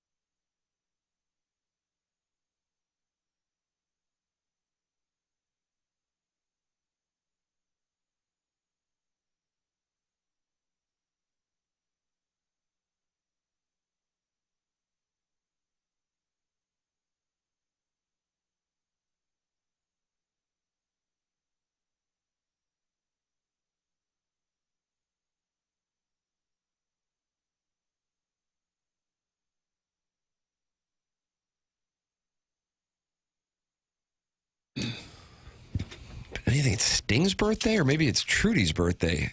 And Doug, they make love tantrically. That's funny. Didn't he later say he was just spoofing? Jackson? It's the anniversary of this song. Happy anniversary to this song. What? What do you mean? So it came out on this day? Mm-hmm. 43 years ago. Billboard Song of the Year for 1983. So that now it's kind of creepy, though? What is this song really about, Doug? I don't know. They're not always about anything, are they? And then Biggie sampled this? No. Diddy thinking about Biggie. P. Diddy. Used this song. That's correct. You want to take a guess of the top 5 songs of 1983? No, for heaven's sake. I bet you can get it. 3. I bet you can get it. All right. Tim will get it. Well, Michael Jackson's got to be in there. Yeah, I mean, Doug. 2 Michael Jackson songs. Beat It and Billie Jean? Yes. Okay. Every Breath You Take. Now here's a sneaker play, but if you say you think I can get it, then I'm going to not submit it. But I was going to go with Nina in 99. Did you say Luft Balloons or Red Balloons? It never comes up, really. What about Dexy's Midnight Runner? I think that might be pre-83. And again, if Jackson's saying we can get it, would that be in play? All 5 songs, and we already have 3 of them, are very popular. Think... what movie came out in 1983? I was thinking Flashdance. Bingo. Okay. Oh, What a Feeling. And then was Irene Cara, What a Feeling? Yes, that's the 3rd. And then the 4th. I thought we had 4 now. Well, number 4. Okay. This we will have be the one final to go. one. One to go. Doug, I'm confused, but it's okay because I'm on Jackson's Okay, now you have 3. Okay, good. That was the 4th. This one you might not. Down Under. Nailed it. I looked it up. Oh, you looked it up? Yeah, I looked it up. Suspend yourself. Well, seriously, no. In the appliance discounters suspension log. Martin just hit you over the head with a golf club, and that's what classy Freddie Blassie would do? All right. I have been suspended. I've been suspended a period of 2 days' time. And you're going to go home. Doesn't feel very good. Wouldn't that be cool if you tell yourself to go home? No, that's an integrity move right there, is suspending yourself. He looked it up. Oh. Well, I was just being honest. No, that's fair. You asked the question. I looked it up and gave you the answer. And I really had no way to give a hint, because any hint would have given it away. The album, Business as Usual. You like that? Sure. Yeah. Who Can It Be Now? But then wasn't Who Can It Be Now the first song that came out, Jackson? Doug's looking it up. He'll give you yeah. While you guys are doing that, I'll tell people about our presenting sponsor, and that's Brown & Crouppen. They're online at getbc.com or by calling 314-222-2222. They are local, founded here in St. Louis in 1979 and just built brand new offices on the hill. And it's Brown & Crouppen saying this: if you are in need of an attorney, wouldn't you want somebody who's local and knows the local legal environment? Go to getbc.com or call 314-222-2222. You get hurt in an accident, money can be tight. Well, everything is free at the outset. They don't get paid unless you get paid. So if you have questions, call them. They'll answer for free. Brown & Crouppen online at getbc.com. Eli Drinkwitz talked about the status of Ahmad Hardy. I was not aware of this. He was doing Springfield last night. Doing one of those events. All right, here, let me hear this. What do we got going on here, Pappas? Yeah, he's doing good. He's been discharged from the hospital, begin the recovery process again. It'll be several weeks before we actually get a timeline. There's some internal healing that has to occur before we get to any type of strenuous activities, which would then dictate a timeline on his return. But the most important thing is he's been discharged from the hospital, and he's in Columbia. He's working with physical therapists and our athletic training staff to get back to normal. There you go. That's the Missouri head coach in Springfield, and also sweeping the nation, because last night you saw it in Seattle. The night before, you saw it in Tampa. Tarps off. The founders of it were, at least baseball-wise, I know this started in Bloomington about 5 years ago and was made more popular in Stillwater during the college football season down there last year, which was a total debacle.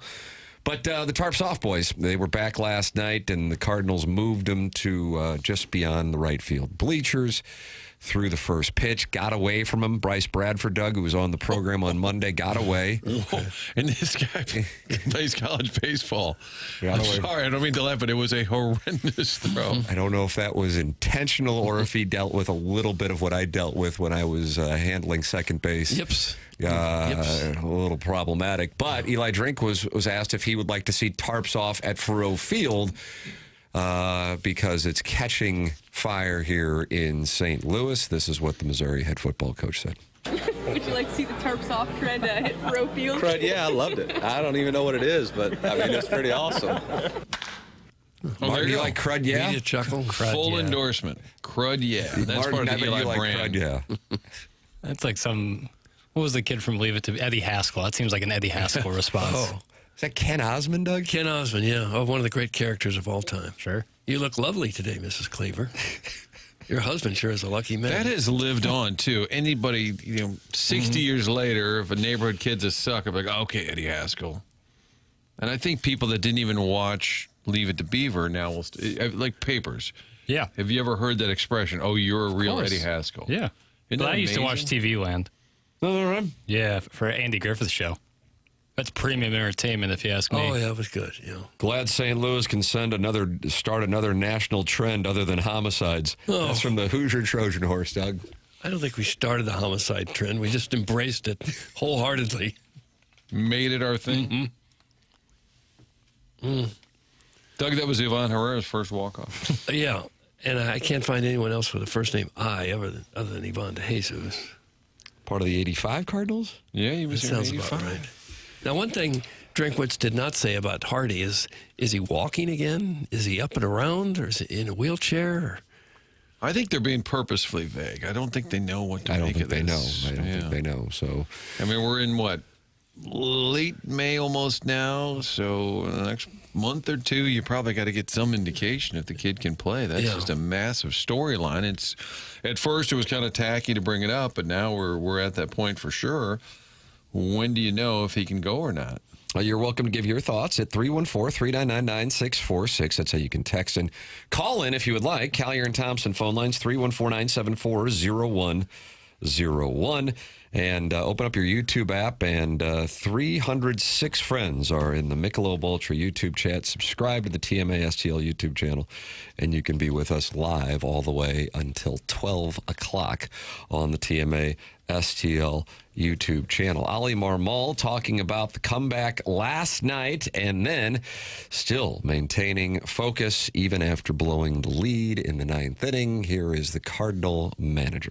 And it's nice to be able to overcome it with some offense because we made some mistakes defensively. We made some mistakes on the bases, but to be able to still find a way to shake hands at the end of it is good because you're going to have games like that. We're not going to be perfect, but you still have to figure out ways to scoring and overcoming it. So today was a good day for that.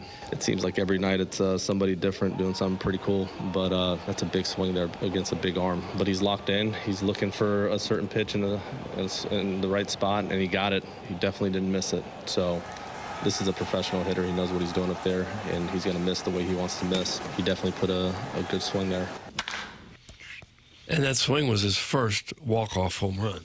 You know, his on-base percentage, Herrera's up getting close to 400. He's got a great eye. Walks a ton. Always gets the ABS right. That top four is legit. It just drops off a little bit after that. A little worried about Riley O'Brien, been a little more shaky. I agree. I wonder about that. I 4 out of his last 10. I know it's hard because you expect those guys to always shut it down, and he's been really, really good. But he also dodged some bullets along the way in closing games out, too. So it is something that I do unfortunately say, yeah, you might want to keep an eye on that. 4 of his last 10 outings, he's given up 2 runs. So it's becoming more and more of a concern. What would you say, Papers? Just be careful. Yeah, just you look at a 5-12 game and you say, watch be this, careful Martin. there. Watch this. Proceed with caution. Okay. But it looks like Soriano could handle the job if it comes to that. Maybe Romero, too. Yeah. Maybe they need to give O'Brien a little bit of a break, a little bit of a rest. Give him a little pozo? Perhaps. Well, I maybe call not to that just extent. forgetting a guy's on the team. We just give him a pozo. That's the happiest guy. He's just walking around the clubhouse. He's just the happiest guy in baseball. Yeah. Love that guy. Also happy is those of you monitoring things down at the minor league level. Jimmy Crooks, Doug, once again doing big things last night for the Redbirds as they win in Memphis. Jimmy Crooks 3 for 5. He gets a big night in the win, 6-3. And also Lars Nootbaar did play. He went 0 for 3 with a strikeout. Nelson Velasquez continues his red-hot May, 2 for 4 for Velasquez. But Crooks having a big night, 3 for 5. I'm sure they're just not sure what to do about Crooks at this point. I get the sense the team, and Marmol, when he was in with BK and Ferrario, talked about it. They love the dynamic that they have, where they have Herrera start at catcher in 40% of the games with McGreevy and Palante, and then that allows them to get him in his at-bats as DH, and then that allows them, on the days that he catches, to get position players their rest. He talked about I hate to do it, but he did it over the weekend, leaving Weatherholt out of the lineup, because otherwise, this is the most baseball he's ever played in his life. We got to keep him ready for down the stretch. So I get the sense that Pages is viewed perhaps with some intangibles that don't necessarily resonate with kind the of a fan glue base. guy. Yeah, kind of a glue. that's the sense that I get. Every time that McGreevy's calling in, he's talking about being out there with guys. He's out there with the pitchers and Pages. That's a total read that I'm getting. But I think that he has greater value inside that room than perhaps we would think of just looking at some of his statistics. Because sometimes when he's up at bat, you just go, my God, he's so overmatched. You go through the bottom of that lineup, and you're just like, oh, just need to turn it over and get back to the top of the lineup because it's just not going to happen, you know? Yeah. Although lately Gorman has gotten his eye back. He's the last 6-7 Yard work games. Looks a little better. Yeah. Boy, that'd be a major difference maker if he could pick it up. And just hit the occasional homer. You don't have to hit for average. Just don't strike out every time. Yeah, if he's hitting 6th, 7th in your lineup and can give you 25 homers, that would help. I just wonder if they called up Crooks, would our guy Pozo be the one at his expense? Because Pages does seem to be part of the mix. I know they're trying to get to 9 catchers. So someone else might have to take it. And that Leo Bernal is coming, and the other guy is Reinhold Rodriguez. He's a catcher. Oh, good. It's getting close. 3 of their top 8 prospects, top 10 are catchers. Slowly but surely making our way to the ultimate combination of 9 catchers. Yeah, well, eight on the field at least. Yeah. You wouldn't expect one to pitch. Well, I don't. What's Pozo's stuff look like? Who's going to play shortstop out of that group? Herrera. Yeah, that makes sense. Yeah. He's dynamic. Bet you want that one back. Yeah. Didn't Alan Craig play center for a minute for the skipper? Felt a little out of place. They'll move these guys all over. Craig Biggio went from catcher to center field, second base. That's right. They were kicking around the idea of Contreras being moved to the corner outfield.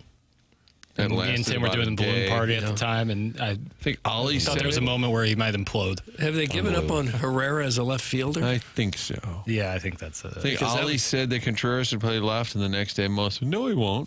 And we're like, well, this is confusing. Fun time. And Papers was too young, but Albert Pujols played left field when he had a bad elbow and he couldn't throw. And they said, well, he could. And Tony said he could just walk it over the shorts. I'm like, what? just to get his bat in the lineup. Yeah, he was in left field but couldn't throw the first ball. to third base. He came up as a third baseman, right? Yeah, he moved all over, but he was in left at one point when his elbow was bad, and they said it's okay. I think he was even flip it to the shortstop. I think he was a shortstop himself in college. I think coming up.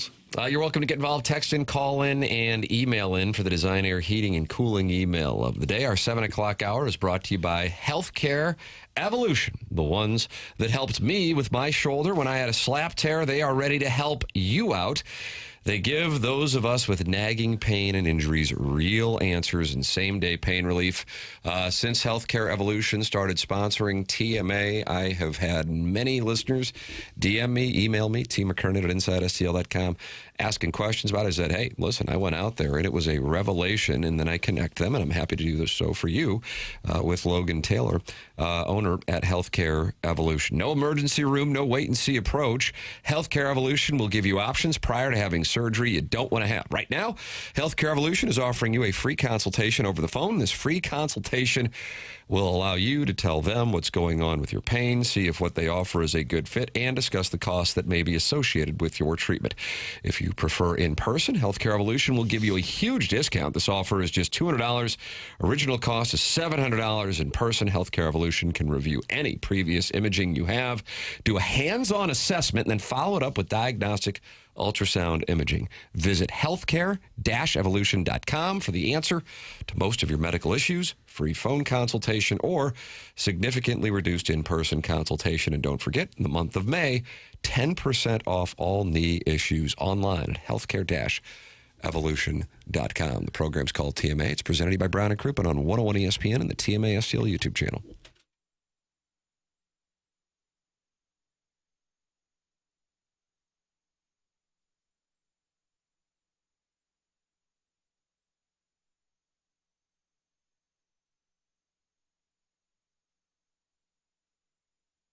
Get online and book a trip to Florida, to Vegas, South Carolina, Gulf Shores, all these great spots available direct from Mid-America's St. Louis Airport. Muscuda, Illinois, not far at all from downtown St. Louis. Website is flymidamerica.com. Pick out your flight, whether you want to do a little golf trip to Vegas or take the kids to Florida this summer. So many Florida destinations, Fort Lauderdale, the Orlando area, Destin, Fort Myers, you name it. You can get there from Mid-America's St. Louis Airport. You get a great price with Allegiant, and then the convenience of this airport. You're parking right in front of the terminal, walking in, going through TSA. It's about 20 minutes. That's the average. 20 minutes from your car to the gate. That is unheard of. So get those summer plans up and running right now. Get online, flymidamerica.com. Experience what most folks have started to figure out around this area. You want to get away somewhere warm, somewhere fun. You can do it direct at Mid-America. flymidamerica.com.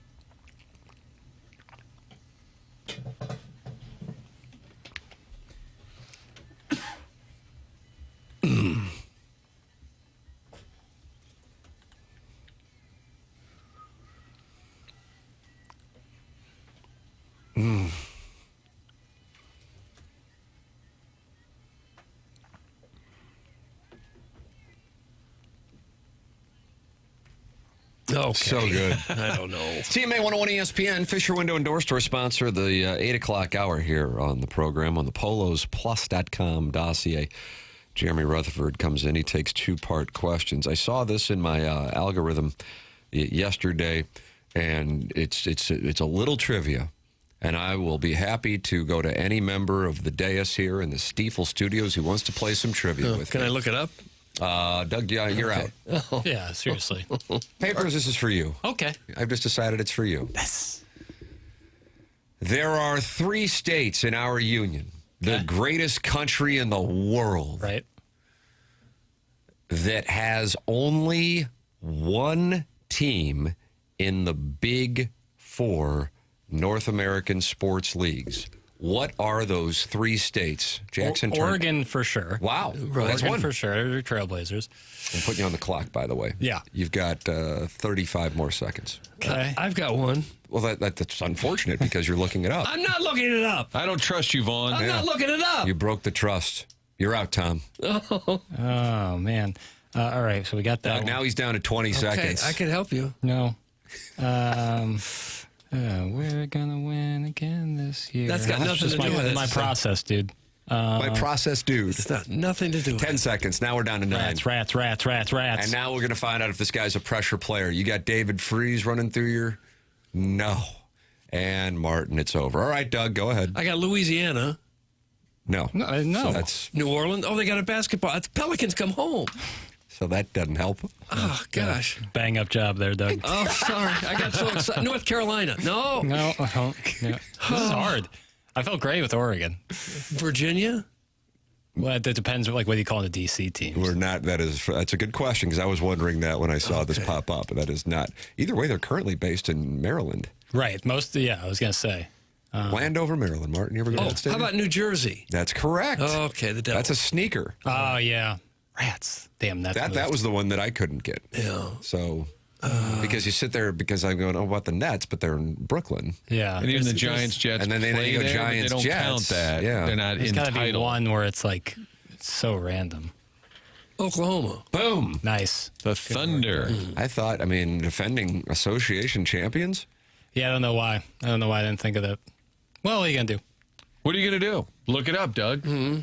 That's what I did on the music one. And I nailed it, too. Once I looked it up, I nailed it. Holy crap, you have 2 states that don't touch the rest of the nation. That's from Magic Beans. Doug, what does that mean? Talking about Hawaii and Alaska? Yeah. Neither of them have sports teams, so. No. Have you seen what's happened to that stadium where they used to play the Pro Bowl? Defunct. Complete, like it's overrun with vines. It's like, yeah. It's Aloha like, Stadium? Is that right? Yeah, it's like, it looks like a zombie apocalypse. Like an old Olympic site. Yeah. Now, I would have assumed that that's where the University of Hawaii played. You would think. I think they got a new stadium. That used to be a big deal when they'd go down there for the Pro Bowl. For sure. Play a real game. Yeah. I don't think any of you have said an accurate statement in 2 segments. I'm enjoying the show. Doug, that's from Shrimply Pibbles. He sends in pictures of his wife. I think that's fair. We're workshopping things. You can text in to the program if you would like. You can also call in to the presentation. And, of course, open up your YouTube app, type in TMASTL, then you subscribe to the channel. And now you're in there with 310 friends of the feather talking it over. And you can do so. That's all brought to you by Michelob Ultra, the YouTube chat here on TMA. Coming up, Jeremy Rutherford in studio taking your 2-part questions. And then in an hour on the polosplus.com dossier, we will have the Design Air Heating and Cooling email of the day. Design Air is online at designairservice.com. Sign up for the service plan with Seth Goldcamp, and now they come out and take care of your air conditioning when the weather warms up and your furnace when the weather cools down, and it's automatic. And now you've extended the life of your HVAC system. Doug, taking a look at the forecast, which is what I do when we tend to talk it over about Design Air Heating and Cooling. I'm angry as a hornet right now. Why? Too much rain? Memorial Day weekend. Jackson, I know you guys got an Airbnb down at the lake. You and the fellas? This sucks, man. What's the policy on the cigarette boat rental? Are you guys thinking about not going? Well, you don't want to lose out on that deposit, so probably going to go and just try to brave the elements, A little rain never hurt. Yeah. But it certainly dampens the mood, no pun intended. And we were afraid it was going to rain all day yesterday, that they might not get the Cardinal game in, and it was fine. Right, yeah, you never know. But there's no way you're going to miss Memorial Day at the lake? No. You're going to have to pry me out of there. You spend a lot of time at the go-kart tracks? Oh, yeah, in the morning. Just to get my head right. I don't care how old you are. Just to get my head right. Go-kart tracks, get your head right. Center myself. I don't care how old you are. Yeah. A little go-kart ride. It's incredible. Gene Hackman, Royal Tandem. It doesn't matter. Yeah, it's just a barrel of monkeys. I love doing it. Just a barrel of monkeys. Ex-Cardinal Wong played in Hawaii. That's from the 309. Yes, he did. Well, he's from Hawaii. His name does not start with I, but close. Why would that be close? H-I-J-K. Yeah, close in the alphabet. Oh, my God. I never took Doug for a cheat. Whoremouth. That's from Jerry Aldini, program director at Camp Mohawk. I confessed A cheat. and suspended myself, and it doesn't feel good. Let me tell you that. Like a character in The Sting. Doug the cheat. So are you and Sharon in the same cell? Well, yeah. Along with Burning Drip, Mushroom Tip, and Marshy's hat. Iggy lives in the cell. Yeah, full time. Self-made stay-at-home Ladue mom is going to be down there with you. She says, we're flying down to the lake tomorrow to check the weather. If it's a no-go, we'll just turn that bitch around. That's from the self-made stay-at-home Ladue mom. So, Jackson, that'd be a chance for you to meet up with her. That could be fun. Always a pleasure to... Oh, you have met with her before? Well, I've considered some needlepoint work. Oh, for heaven's sake. For yourself or to actually do the work? For myself, a product for myself, yeah. Needlepoint head cover. Just to save me a text, we have a caller that says he has an update for you on Judge Reinhold in Arkansas. Oh, certainly. This is 2026, and Chairman answers a phone and says out loud, I'll save the text, because that's the only way he can possibly communicate to us. Doug, this is a Judge Reinhold, Arkansas update for those of you just joining us here in the Fisher Window and Door Store. Jackson played The Heat Is On, which was the anthem of the 1985 Cardinals, my favorite Cardinal team. But again, I was 8 years old, and when you're 8 years old, everything is nostalgia-based. But The Heat Is On starred Eddie Murphy. It starred, of course, Nick Nolte and Bronson Pinchot, and we're celebrating his birthday today. But it also starred Judge Reinhold, and I'm in reference to going to midnight mass in Little Rock, Arkansas. And Doug, was that December 24th? I have no idea. Or December 25th? I mean, which one do you count it as? Well, probably. It's midnight. That's the 25th. Yeah, 1999, and Judge Reinhold was sitting in the pew ahead of me. We'll take your Judge Reinhold calls. And we are taking your Judge Reinhold calls. What is the caller's name, Chairman? Craig O'Neill. Craig O'Neill, Doug, Craig. who I worked with as an anchor at KTHV TV. Oh, did you? While living in poverty in Central Arkansas. Tough to do. It doesn't too. narrow it down. Arkansas. Good morning, Craig. Hey, good morning, Tim. Morning. It's as simple as this. He lives in Little Rock with his second wife. Is that right? How about that, Yeah, Doug? that's right. Judge Reinhold, Little Rock resident. How do you know that? Yeah. I just knowing from living in Little Rock. Okay. You live in Little Rock and you listen to this show? I do, yes, sir. Why? Jeez, Doug. That's a fair question. I used to live in St. Louis, 2010 to 2012. Oh, really? And my boss, Tim, I think you know him, Chomps at the ballpark. Chomps. I was just talking to him yesterday. Chomps. No, not Chops, but Chomps. Yeah. Yeah. Chops Yeah. Ritter is who you're thinking of. Yeah. This is Tom Perchowski. Oh. Yeah, good dude. Yeah, great guy. So you work Yeah. for Chomps, you said? I did, yes, sir. You work at the ballpark? I did for 3 years. I texted in talking about Washington Avenue, the good old days whenever y'all get on that topic. I lived down there when were you living down there at that time too? Yeah, I was at Merch Mart on 10th and Washington. Yep. I lived in Grace right. Loft, Doug. Pet house living. Pet house living. I was lucky enough to see sometimes yourself eating sushi, and I wanted to ask for an autograph. I just didn't. Stop it, Craig. Yeah. Stop it, Chairman Craig. Kurt's applauding. Good for you, Chairman. So what are you doing in Little Rock now? I am back working where I'm originally from here, Conway to be specific, north of Little And that's Rock. where Scottie Pippen went to school. UCA, that's right. And there's a Whataburger there. There's a Whataburger in Russellville, not in Conway. Doug, the Whataburger is in Russellville. All right. It's I just not asked him what he was doing. I don't even know where the hamburgers are. Yeah, next time you come down, it's in Russellville and not Conway. So, Doug, so if you're going down to Arkansas. I don't care. What are you doing in Little Rock? I'm working, dog. Doing what? Are you doing in St. Louis? Doing what? Working. Oh.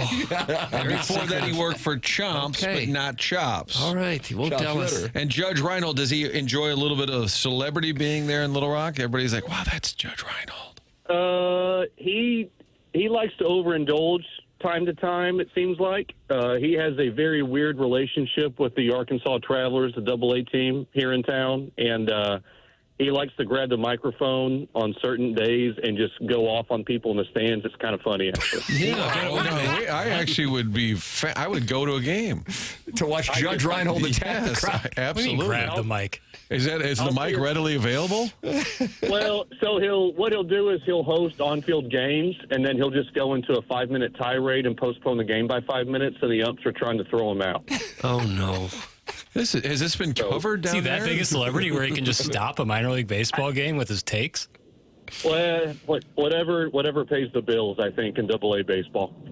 Do people in Little Rock do they still talk about the 3 or 4 months that Tim was down there? Yeah, 8 months, but yeah. Oh, they still talk about it. It's you can't throw a dead cat in downtown Little Rock and not hear someone talking about Tim's greatness. Flip that off. Yep. Now, Craig, are you related to the THV11, Craig O'Neill from Arkansas? I am not. I just took the name. He's retired though, right? He still does a little bit of part-time radio. Surprisingly, he does a hit. It's I don't think 103.7 was big, Tim, when you were down here, but he still does a couple sponsored segments here and there. Because I looked up and it said Arkansas legend. Oh, he's an Arkansas legend. Craig absolutely. O'Neill to retire. And I'm like, well, now he's on the phone lines. Okay, that's a different Craig O'Neill. That's correct. I worked I with gotta him. go, guys. I'm sorry. Sorry to bother you, Craig. What? Jackson called him. This Craig. Did he really have to go? He left. I had plenty of questions for him. You think the Arkansas Travelers are calling, hey, stop blabbing our business about Judge grabbing the mic? Yeah, they're tense about this Judge Reinhold situation down there. I'm fascinated by that. He just gets on a mic, starts harassing. I didn't realize he had that much power, that much cachet, where he can just dominate. I mean, is he like a modern-day Don Rickles? Yeah. That just starts hazing fans? I mean, they're associated with the team, right? The Travelers. They're the AA team for. They used to be the Cardinal AA team. Right. Doug, I remember going to watch Stubby Clapp play for the Arkansas Travelers before he got a call up to St. Louis.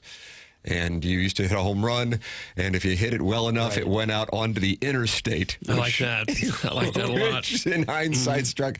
And I believe they've moved to North Little Rock, which is next to the building where the Lakers came through to play a game to celebrate the opening of what was Alltel Arena, and then shingles were falling down onto the floor. Yeah. And Phil Jackson, who I got the sense was already displeased with the trip as it was, said, all right, we're leaving, and got back on the bus with Shaquille O'Neal, Kobe Bryant, and said, we're getting out of here, Derek Fisher, even though we know you're from here. This isn't going to fly. And so Alltel Arena did not open with a Lakers game. When you're hitting home runs onto the interstate, did anyone think to maybe put a net up between the outfield wall and the interstate? Heads up.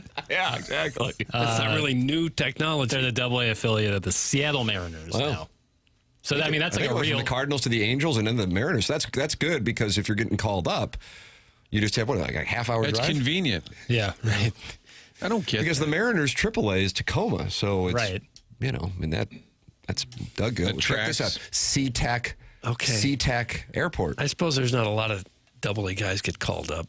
Maybe every now and then. Do you know Tacoma had a franchise when the Steamers were in the MISL?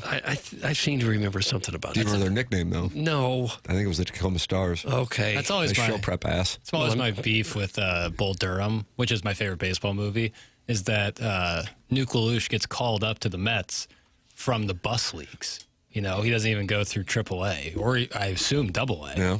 He's just like, hey, Crash, I got called up. It's like, aren't we in the high A ball here? What do you mean you're getting called up? I digress. That's fun. I want to know where Craig O'Neill went. He called us. Yeah. We were just getting going. We were chopping it up. And all of a sudden, okay, I got to go. Jackson booked a surprise I think guest. he was being pulled. We have a good one at 9 a.m. tomorrow. Oh, really? Yeah. We have a surprise guest 9 a.m. tomorrow. Larry Hughes stopping by the studio 9 a.m. on Friday. How about that, Doug? Look at this program. We're going to chop it up. Tim, I didn't know you used to work in Little Rock. Just told my family that we are now vacationing in Little Rock this summer to visit your old stomping grounds. That's from Jiminy Glick. It has to stop. It has to stop.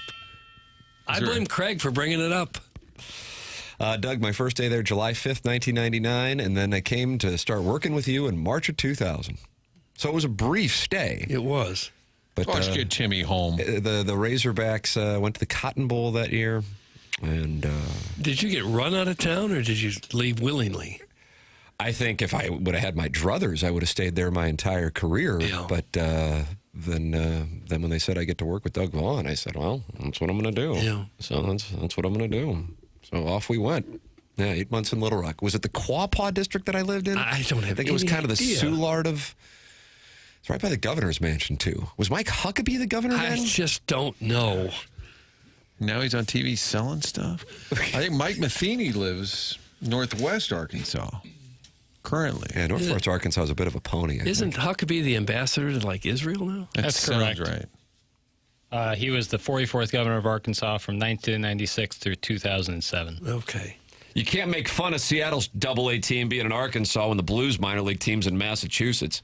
How about Doug, that, you can't do it. Okay. That's what Ollie doesn't know. I don't know if we're making fun, pointing out that it doesn't make sense. I agree. The Blues affiliate should be in Peoria, where you just get on It also doesn't in your car. It doesn't make sense for the Angels, who was they were the AA affiliate through 2016. That also makes no sense in terms of distance. Thank you, Mr. Tim. Thank you for deciding to come home. I am in tears. Also, I am standing with Mr. Martin. That's from Brian Henshin, Doug. Gosh, Korean texture. Korean texture, Brian Henshin. And then the Pope is our Korean golfer. He can that's correct, and he can roll the rock. This guy can really roll the rock. He's the Brad Faxon of St. Louis. Jeremy Rutherford's taking two-part questions coming up next. This is TMA 101 ESPN.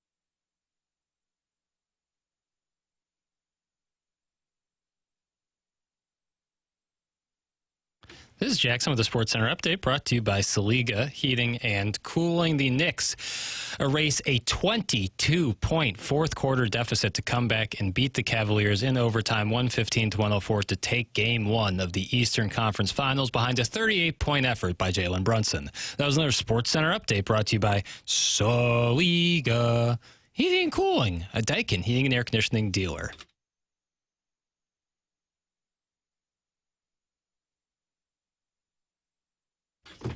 It's the morning after 101 ESPN, and we are in the Fisher Window and Door Store 8 o'clock hour here on the program. Tim McKernan, Doug Vaughn, Martin Kilcoyne with you. Jackson Burkett on the ones and twos, and during the 8 o'clock hour on Wednesdays, Jeremy Rutherford comes into the studio and talks it over, takes your two-part questions at 314-399-9646. Morning, JR. Morning. So what's up? What are you up to? What do you do now? Well, I was, I do nothing. Is that right? You were at the Dotem. I was at the Dotem. Did you guys Did you write a column about it in The Athletic? I did not, no. Did you like the Jeffco shirt, though? I did like that. Very nice. Yeah. Did they have one in your size? They did not. Tim, did you take that home for other purposes, that picture that you took of me and the D-Cups? Oh, good for you. Great question. Weirdos.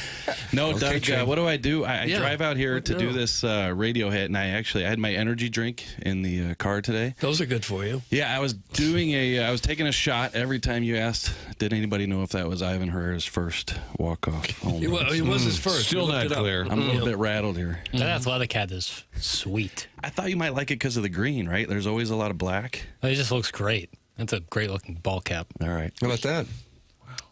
Sounds like you want you to... Papers are staring you down. Yeah, should I... you don't like it if I turn it backwards, though, right? Do you do whatever you want, JR? 51-year-old guy turn it backwards? You don't like that, I know it. You're 51? Yeah. Boy, a youthful 51. Yeah, you are a youthful 51. I thought I was older than you. Are you younger than 51? I am. Then you're not, yeah. Quick Jeffco math. Hey, Shag. You're always Shaggy to me. Because you were the young reporter, Post-Dispatch. Hey, Shag, they're sending you up to Champaign. And you would do a little bit of Rams, a little bit of Champaign, and you were just so excited to be at Rams Park. You're always Shaggy to me. That was Wednesday. That was the food day. They had the... out of Rams Park. The old PR guy would see what Jeremy a lot of coverage on Wednesdays. Hey, they got Rutherford out here today. Hey, what's up, Shag? Must be having ribs.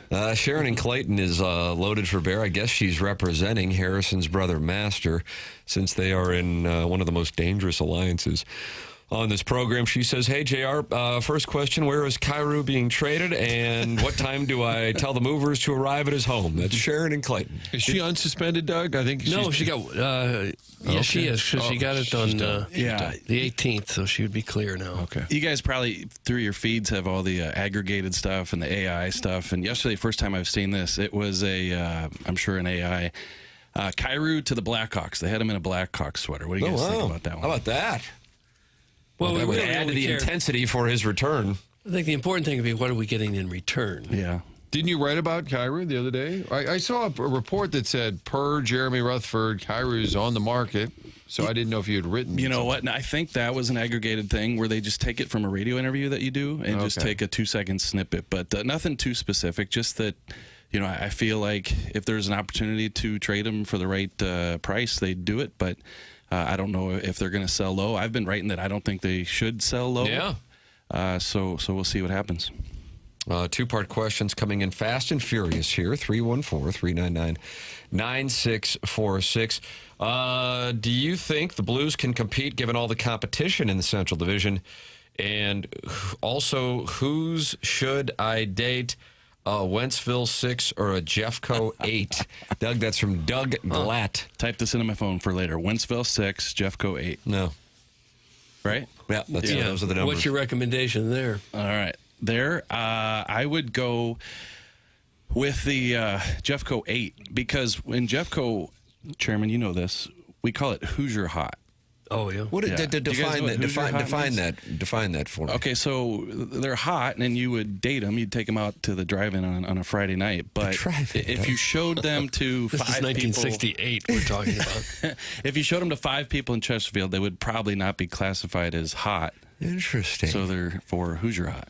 Can you give me some of the traits that this tends to include, just so I can understand? Yeah, I'll give you some traits, but Chairman says it means they got a screw loose, too. Oh, is that right? But that's like 9 out of 10 of them in Jeffco. Well, yeah. We don't get 8s too often down there. Yeah. Well, I've been off the market. My wife snatched me up as soon as she could, so... Kindergarten sweethearts. Dealt with this, yeah. But characteristics, traits, Tim, probably a little bit of a spray tan, probably a little more mascara. Oh, is that right? Yeah. Mascara. And there's got to be is that some Tammy Faye Baker, Doug? She seemed to have some of that on her little face. Yeah, bleach in the hair, I'm sure. Nice. So yeah, those are the traits. Those are the traits. All right. Who's your hot? What's this team going to look like for 26 and 27? Also, if Wellington hit that dating app when he was down in Jeffco, what would crawl out of the river?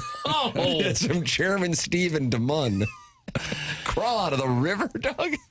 It's like one of those walking catfish or something. I got to chat with Wellington. Great guy. Oh, yeah. He's a delight, isn't he? Hear him on the radio all the time and got to chat with him and tried to keep it off golf because I'm sure that's what he talks about a lot. But that was fun at the Dotem to get a chance to talk to him. Also, it's so cool because you're standing there and all of a sudden here comes the recovering alcoholic. Here comes Al from Dadeville. We got to talk about his legends new HVAC everywhere. system. Yeah, unbelievable. And we did forget an answer to that last one. Somebody asked a question before we got caught up in that Jeffco 8 about the Blues competing in that Central with some of those teams. Hey, I agree. I think that it's going to be tough for the next couple of years, tough sledding against those teams. So personally, I think the Blues, whatever you want to call it, is going to take a couple of years, and that probably coincides to when these Minnesotas and Colorados and Dallases are going to reign supreme there. Number one question here, JR, is Binner a Blue this fall or not? Number two, I have a pre-K graduation to attend this morning. I know for my son, we'll take the act like you've been there before approach. But in Jeffco, do they still throw a big potluck for that milestone, since that's as far as most of the kids make it? That's from Carlos Spicy Wiener. Is that correct? That's what the data shows? I just did it, Doug. I repeated the name just because Tim said it. That's because Tim's the best. Well, cut that off. Gosh. There's some applause.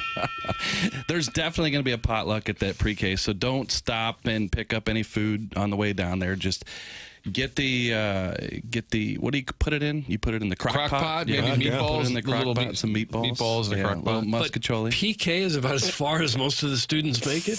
I mean, there are some smart kids that get all the way to 5th grade, but for the most part, pre-K is about where you land. It's about tops out at that point. Yeah. Hunchback of Vaughn Castle. Why not get some value and trade Bennington? Number two, should KG and Jackson give up on women and start dating each other? That's from the Hunchback of Vaughn Castle. And take them in whatever order you want. KG and who? Jackson? No, they both got good prospects ahead of them. So nice. There you go, Papers. I don't think they need to bond like that. Bennington, I switched gears. At first I said I think he's going to be gone, but I just think with the way the Blues have been talking that it makes sense to have the two goalies, and they think there'll be a motivated Jordan Bennington coming back next year. And don't forget, Doug, I know you're good with numbers. Last year, 82 games. This year, there's going to be 84. Yep. So 2 more games. Couple extra ones. Why did they do that? Just a little bit more money? More money, yep. Yeah. Top line. JR, chances Parayko gets traded. Also, are you a hairy fella? Chest hair, back hair? What do you got? That's from the chairman of the National Swingers Convention. Parayko, that's a situation where I could see the Blues going back to him and saying, okay, we've got another situation. Would you consider it? And tell him the place, and then he's got time to decide, which he didn't have last time. But I can also see, and I'm not trying to ride the fence, this is radio, I can see a situation where they think, you know what, we got a lot of young guys coming in with Mayhew's already here, and you got Lindstein here, and you bring in Juracek, that, hey, we need some veteran stability there and hang on to Parayko. So that one, it wouldn't surprise me if they traded him, but I think that he might be able to help them get through the next couple years. And I am not a hairy fella, except in the wrong areas. Yeah. Oh, the wrong gosh, areas. no. I get so much grief for these 3-foot long hairs coming out of my nose and my eyebrows. Those are the only places. Oh, you have 3-foot long nose hairs? Some of these get to places before I do. Like I'm walking and they get to you can trim them, you can trim those off. I need a weed whacker. Isn't it weird to see somebody with hair coming out of their ears and they think, do you never look in a mirror? Just trim it off. How hard is that? Anybody else with the nose hair? And I'm only looking at the old people. Doug, do you get nose hair? If I do, I try to trim it off. Do you? Yeah. It's hot, man. But everybody like gets them, yeah. And you sneeze and you look like a party favor. Jackson, no. No, I don't really get them. Not right now. Or Jackson's your hair. working on a beard or not? I can't tell. No, not really. You've been going hats off a lot lately, fella. He's got that great lid cut from a couple weeks ago. Yeah, feeling good about the hair. Are you getting it cut again before you go down the lane? No. Well, I might get it touched up just around the edges. A mullet would look good at the lake. Yeah, fit in. Get some Hoosier hot gals. Now we're talking. Nose hairs on a burly fella. That's from Steven time. Yeah. That's all. That's all the text was. There's nothing else to it. JR, what's the assistant coach search look like? Also, doesn't the chairman give you mini JR vibes? That's from the Sheepy Reporter. Mini JR. No, he's got the looks. He's got the quads. He's got everything. There's nothing mini JR. But Doug, this look guy, him up and down. And he's a composer. That's right. Yeah, he's a composer. I do not have that. Assistant coaches, no news on that. The only thing I would say to add to anything I've said in the past is that Jay McKee is a guy who a lot of us have thought that maybe he could be a guy. He's a guy who played in the NHL a long time, junior coach now. But in talking to Jay, it sounds like he wants to be a head coach, and he's going to continue down the path of being a head coach. And he said whether that's 10 more years coaching the younger level, that's the route he's going to take instead of going to the NHL as an assistant. So I would cross Jay McKee off the list if you think that'd be a good candidate for the Blues. You think Chief will get the Edmonton job? That's an interesting pivot from Toronto, where the pressure's intense, can't get over the hump, and then you go to Edmonton. Pressure's intense, can't get over the hump. Yeah. Personally, I think that he'd be a good coach. I know some people after the Toronto situation might disagree with that. I just think Toronto is its own animal. Yeah. And I think he could get some players' attention in Edmonton. The one thing is, Bruce Cassidy seems to be the favorite for every single team looking for a coach. They've just got to settle that situation with Vegas in terms of... How about that deal? They fire him, but then they don't want him going anywhere. Yeah. Unbelievable. Martin, we call that the non-compete that is so delightful in our world. How many non-competes have we had in this room? You guys all had one at one point? At one time. Yeah. Yeah. Do you like it? It's great. It's great. Because it helps salaries go up, way up when you get a non-compete. It's unbelievable. It's absolutely unbelievable that they somehow are approved. But, the powerful money allows that crap to go through. Fortunately, those days are over. We can go to YouTube and just be fine. The amount of Blues fans who spell Benner's name the same way as the former Section 8 housing complex that Strode lived in, Bennington, is baffling to me. Doug, that's from Stanley Cup winner Daddy Padre. Unbelievable. Yeah, you see Bennington Road exit right there on 364. Every time I see that, I think about the goofballs on Twitter who spell his name wrong. Really? Every time I see that road. Is that done intentionally? I don't think so. I think we're talking about some... Some what? People didn't make it past pre-K. Oh. Bennington, LaRusso, Chase Daniels. Yeah. Schilt's name seems to have a... Yeah, that was tough. There's tough. no C. I still... Let's see. That Sharon Talk's a good game, but I can see that crass mouth floating down River de Pera on a broken loose Jeffco pontoon, barking out more Pinot to the imaginary river waitress. That's from the 217. Please, imaginary rip. Can I get that name? Imaginary river waitress. More Pinot? She's yelling just at strangers or ghosts? I like how the texter painted that picture to make it sound like that's bad. That sounded awesome. Yeah, that's a nice way to hang Pinot out. on the...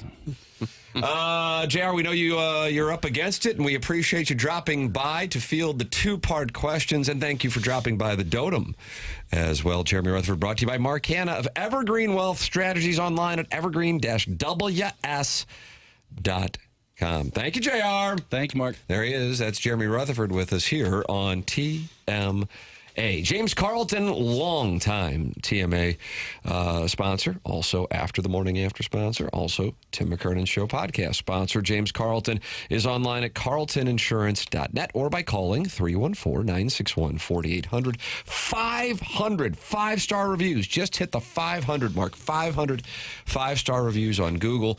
The two things people consistently rave about once they make the switch to James Carlton: I didn't realize I could save this much money. I have been lighting money on fire when it comes to insurance. Jamie Rivers would fall into that category. He couldn't believe it how much money he was saving once he switched to James Carlton about 7 months ago, and the customer service that you're going to get from James and his team. Make the switch. You'll be so happy you did. At the very least, make a phone call to find out what they can save you. 314-961-4800 or go online at carltoninsurance.net. If your insurance costs a leg and an arm, call James Carlton State Farm. It is 9:10 in St. Louis. The program is TMA. It's presented by Brown & Crouppen on 101 ESPN from the Stiefel Studios.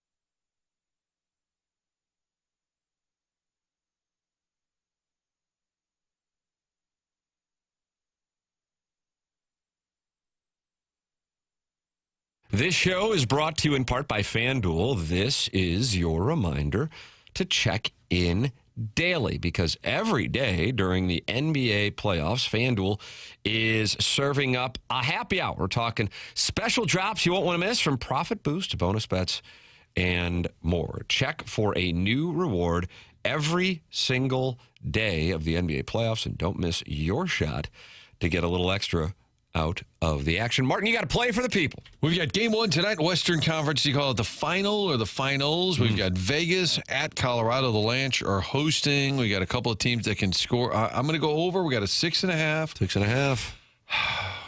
I'm going over. There it is. Head to FanDuel.com/local to get started. Must be 21 and older and present in Missouri. Opt-in required. Rewards are non-withdrawable. Restrictions apply, including bonus and token expiration, leg requirements, and max wager amount. Gambling problem? Call 1-800-GAMBLER.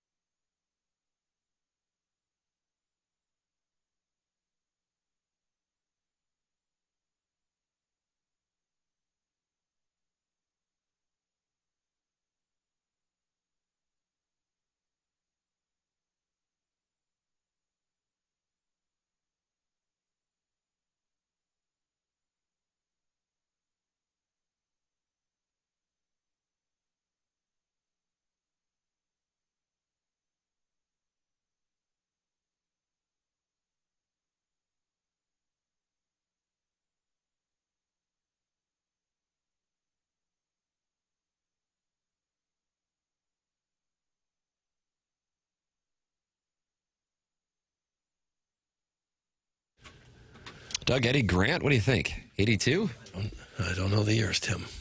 Whew, I think 83 is live, and I think 81's live. I also think 80 is somewhat live, but I'm going to go 82. Final answer. 83. And it was not in the top 5. But it was on that list. It was a top 10. 83, just like if a I killer remember, year it was for... Every Breath You Take was one. Oh, Billie God. Jean and Flashdance. I'm just spitballing here. Okay, what else? 6, 7, 8, 9, 10. Total Eclipse of the Heart, I think. Bonnie Tyler. And Maneater, if I'm remembering right, was 7. Always good to have Hall & Oates, a couple of gentlemen calling a song Man-Eater. Baby Come to Me, I think, was 8. I don't remember that. This show is so stupid. Look what I saw in San Diego yesterday. That's from Jackson's Lone Wispy Pew. What?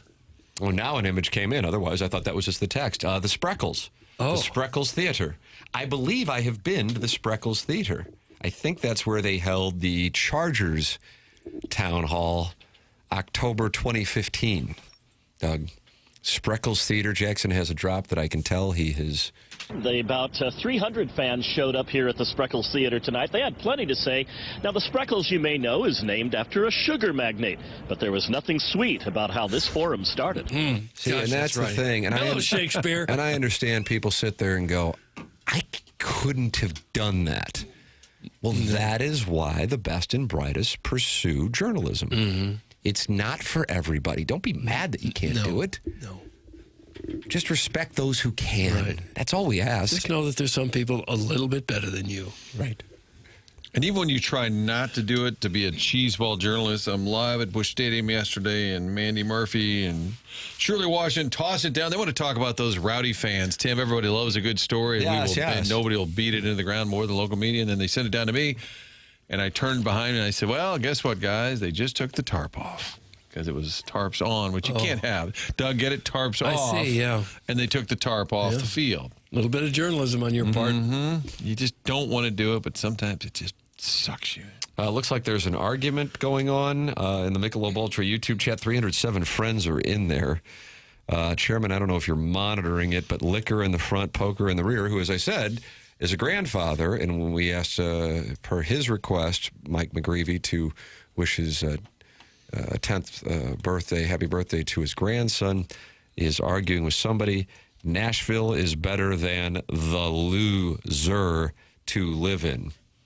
So I guess he's calling St. Louis the loser. I see. Martin liked it. Nashville getting a Super Bowl in 2030. They just announced that? Yeah. That new stadium? Yeah. That is an amazing area, that Broadway area of Nashville. If you've not been down there, it's worth going. Jackson goes, right? Bachelorette parties? And they just yell, woo? Whoa! I've been several times. Yeah, it's a good time. It's kind of gotten a little bit... Cliche. Not necessarily cliche, but like just so many people. Yeah, saturated is the perfect word. And drink prices are crazy. And yes, it is fun. I would say once a year tops. Like if you lived in Nashville, I'd be surprised if you're hitting Broadway every weekend. No, like if you live in Las Vegas, you're not going to a strip. Right. Yeah, right. Probably. Right. More you find your touristy. more local spots. Yeah. But it is rapidly growing and a cool area to visit. Getting crowded though. It all seems condensed in that one spot there, doesn't it? Yeah, but it's a long strip. I mean, Broadway goes. And it's not like there's like a block that's just dead. It's the whole length of it. There's somewhere you'd want to go. And they're building that stadium right next to the old stadium? Yeah, that's correct. Pretty perfect location. The old stadium was never real distinct, but it felt like a college football stadium right there on the river. Right. I enjoyed that.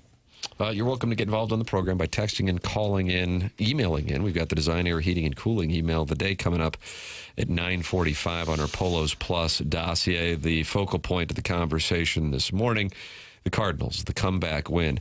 I went back and podcast like the Dickens because we're doing After the Morning After at the same time as BK and Ferrario. Oli Marmol's interview with the boys on BK and Ferrario. One of the things that we impacted on that interview was Iggy Martin handed Chairman Kurt a hat and told him to go down to the 101 ESPN studio to get it autographed by the Cardinal manager. Chairman, how did that play out for you? Well, I knew how it was going to play out from the moment that hat was in my hands. It's like a kid with a video game controller you don't plug in and just let them think they're playing. Oh, yeah. I had no intention of asking Mr. Marmol to sign a hat. Really? You were kind of embarrassed to do it? It just, I haven't been in this. I mean, you make the call. You're given that assignment. Are you going in, guns a-blazing, or are you also having some hesitation about making that move? Well, it's not for me. It's for a charity. Unfortunately, Martin, I would say it was about a decade ago. We were down there doing the program at spring training, and Iggy had asked the Plowhawk to get a ball autographed by Matt Holliday, Lance Lynn, and Adam Wainwright. Oh. This was right after we had done an interview in which, Doug, candidly, they toughed us around. Yeah. We had nothing but who's big for you. Wainwright goes, God, you guys asked us to get on the show, and now you have no questions. That's fair. We all do that. And Matt the Bat and Lance Lynn were standing over Wainwright like security as we really just performed horrific journalism, which is the brand. Mm-hmm. And then the Plowhawk, God bless him, responding to Iggy's request to get the ball signed, walked over to Holiday and said, well, can you still sign the ball? And he slapped it out of the gentleman's hand onto the ground. Unbelievable. Yeah, you got to read the room. I think Oli probably would have done it, but for Kurt, it would have been awkward, and you would have felt like, I'm just kind of a slap. Hi, I know I'm a few years older than you, but will you sign this hat for me even though I'm working here? Yeah. It's not for me. If you could have just Kurt with a K, just to work with it. So the interview was wonderful. If you haven't listened to it, it was a great interview. Tip of the cap to BK and Ferrario. And there are some clips that I wanted to play here on the program papers. You've got them all lined up. You tell the boys what we got. Skate, boy, skate. I really like the story he told about how the him buying that block of tickets for the Tarps Off guys came about. I thought that was a really interesting part of the interview. And so here is the Cardinal manager. So it actually started, I got invited to do the soccer game, and the ownership invited us over, Amber and the kids, and we sat up in the suite and delivered the ball, the whole deal, right? And it was a really, really cool experience. And I sat there, and the whole time I'm looking over, and that support section is just going nuts. Mm-hmm. And it didn't stop the entire game, just going absolutely insane. And I was like, I'd love to just pick up that section and just put them in right field. So I'm sitting there at Busch, and these dudes start taking their shirts off in right field and going insane. And the whole game, I keep peeking over, and it keeps growing, and it keeps growing. And I'm like, it's pretty darn cool. By the later innings, I mean, the whole section was packed. They're going crazy. Yeah. And we got the walk-off, and the place goes nuts, and our fans are enjoying every second of it. We get in the clubhouse. The players are loving it. They're on fire because of it. So I get home, and I'm still fired up about it. And it's probably 1:30 in the morning. I'm laying there in bed, and I kind of roll over, and I tap Amber on the shoulder, and she's like, not now. And I was like, no. I have a question for you. Are you okay if I just buy that whole section out tomorrow and invite everyone back? And she's like, it looked like a good time. You should do it. So I wake up in the morning, I call a Nook, and we make it happen. He sends out the link, and I see it start to grow again, and by middle innings, man, the roll call, all of it was just so neat, right? So, like, it's a combination of a lot of things. Like, and I said this earlier in an interview I had this morning, like, our fan base is so strong and understand the game in a way that's really, really cool, right? Like, their passion behind the small details, the style of play, all of that, like, that's what they get behind. You layer that on top of a bunch of crazy dudes shirtless in right field going nuts, and it's a party. So, like, I'm 100% for it. Yeah. What about that? Okay. You think the team really made him pay for it? All the tickets? I bet he gave a good price. They wouldn't just say, you don't have to pay for it. We'll just let these kids in. I thought about looking into that, then I decided, it's just going to ruin the story. Yeah, it's fine. They probably gave him a deal. But they're also, if you think about it, Doug, Friday night, Stephen F. Austin, the fellows were there Friday. They were there Saturday.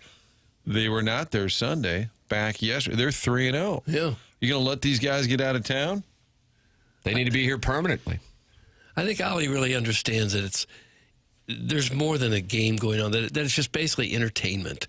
And whatever happens at the stadium that's more entertaining is good. I heard him say the other day, one of the reasons he allows those interviews in the dugout with players during a game is because it just adds to the entertainment value of the fans. Yeah, it's good TV. And I think in part with that, in tandem, the players engaging with that and being so into it, whether it's going to the clubhouse or even something like Ivan Herrera, like waving his arm around as he's rounding first after the walk-off, it just all makes it a more interesting and a story that is, like you said, good television. Yeah. Because that would have been unthinkable a few years back. actually interviewing players during a game. I mean, they interviewed McGreevy 5 seconds after he got taken out of the game. Kenny Rosenthal. Yeah. Like, that's like a... McGreevy is the kind of guy who you do that. I'm a little uncomfortable when the player's in the field and he's got an earpiece on. Like the spring training stuff. Yeah. And like an all-star game. Game. That gets a little much, I think. But it's good entertainment. Yeah, the it's All-Star game. entertainment. I mean, but during okay. like a playoff game. Yeah. I love that his wife thought he wanted to have sex. That's my manager. That's from Doug Glatt. Yeah, I listened to that with my kids last night, and I did explain it to them. Oh, did you? And they're okay? Think the Cardinals got some calls? I was listening to this program, and I did not enjoy what your manager... Yeah, but that person loves 7 to 11. The tarps off movement is metaphysics. Can you feel the power, Doug? That's from the Gene Steck-Schulte's Wicked Slide piece. I don't know that I feel the power. It's not important for me to feel it, but for the fans at the park and for the players to feel it, that's a big thing. And clearly they do. Marketing has been a massive issue. The manager comes up with a great idea, and the team makes their employee pay for a marketing initiative? Is the club that broke that they can't slim up a $5,000 expense, and fans want them to make some trades and add payroll? No. That's from Steven Time. I actually think it's cooler that the manager... I don't think it would have been as cool a story had the team paid for it. The fact that Oli was saying, I'll pay for it, makes it, I don't know, something about it more... Something cooler. Absolutely. Yeah. 100%. I know there are some tax issues where if a player wants to give friends and family a ticket, I think they do have to pay because for some crazy tax issues. I could be wrong there, but that's what I heard a year or two ago. Serious question. Here goes. Were those teams in the 2000s through the 2010s as connected with the city and fan base as this group seems to be? Thanks, and hashtag free perk. Doug, that's from Korean texter and Colts beat writer Brian Henshin. I'll go first on this one because I like the question. It was so different because that team, all those teams, and then you can go 2000 through 2015, and it was basically year in and year out.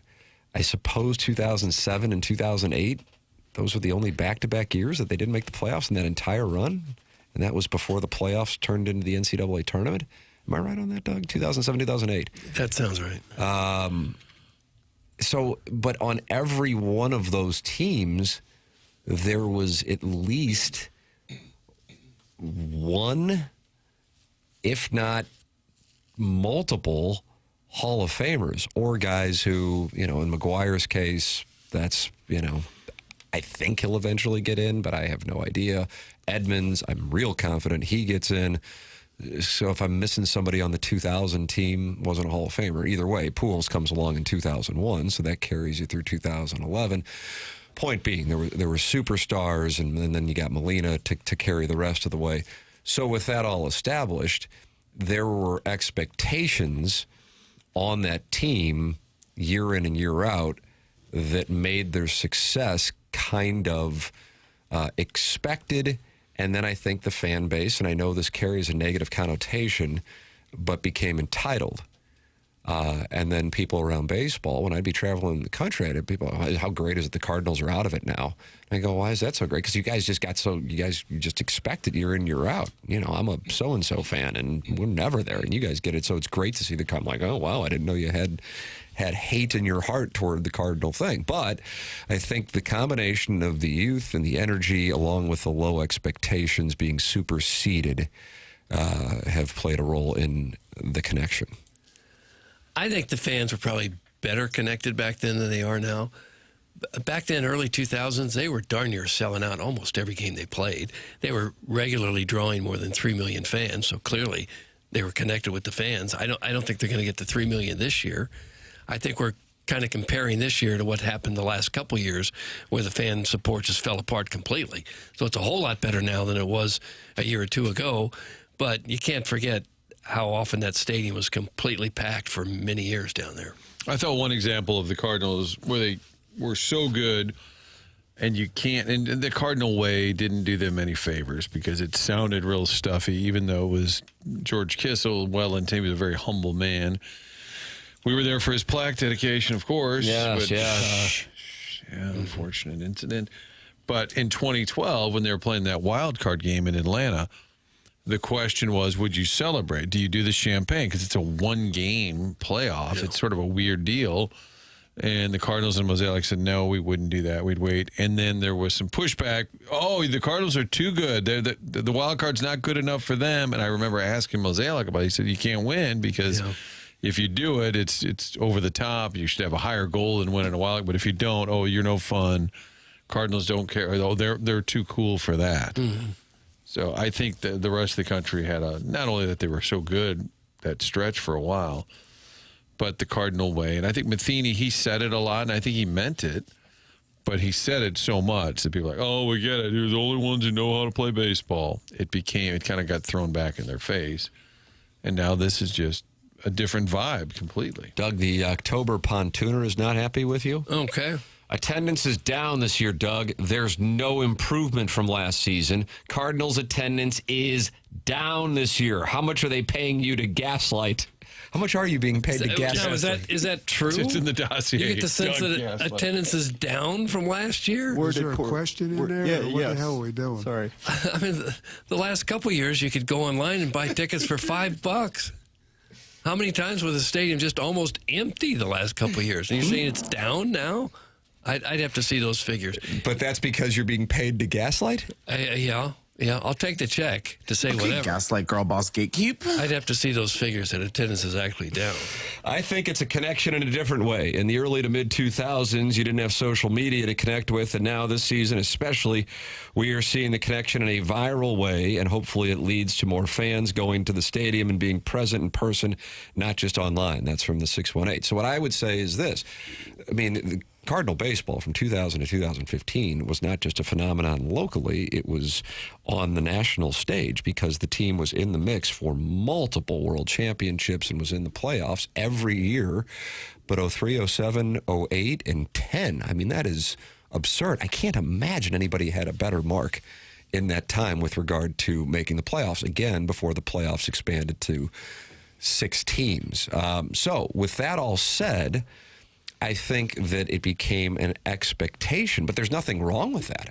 I like that. I, for example, when I talk about Missouri football, and it used to be, well, we won 6 games, we go to a ball. What the hell is that? You win 4 automatically, and then you win 2 conference games, and we call that successful? I mean, have fun with being mediocre.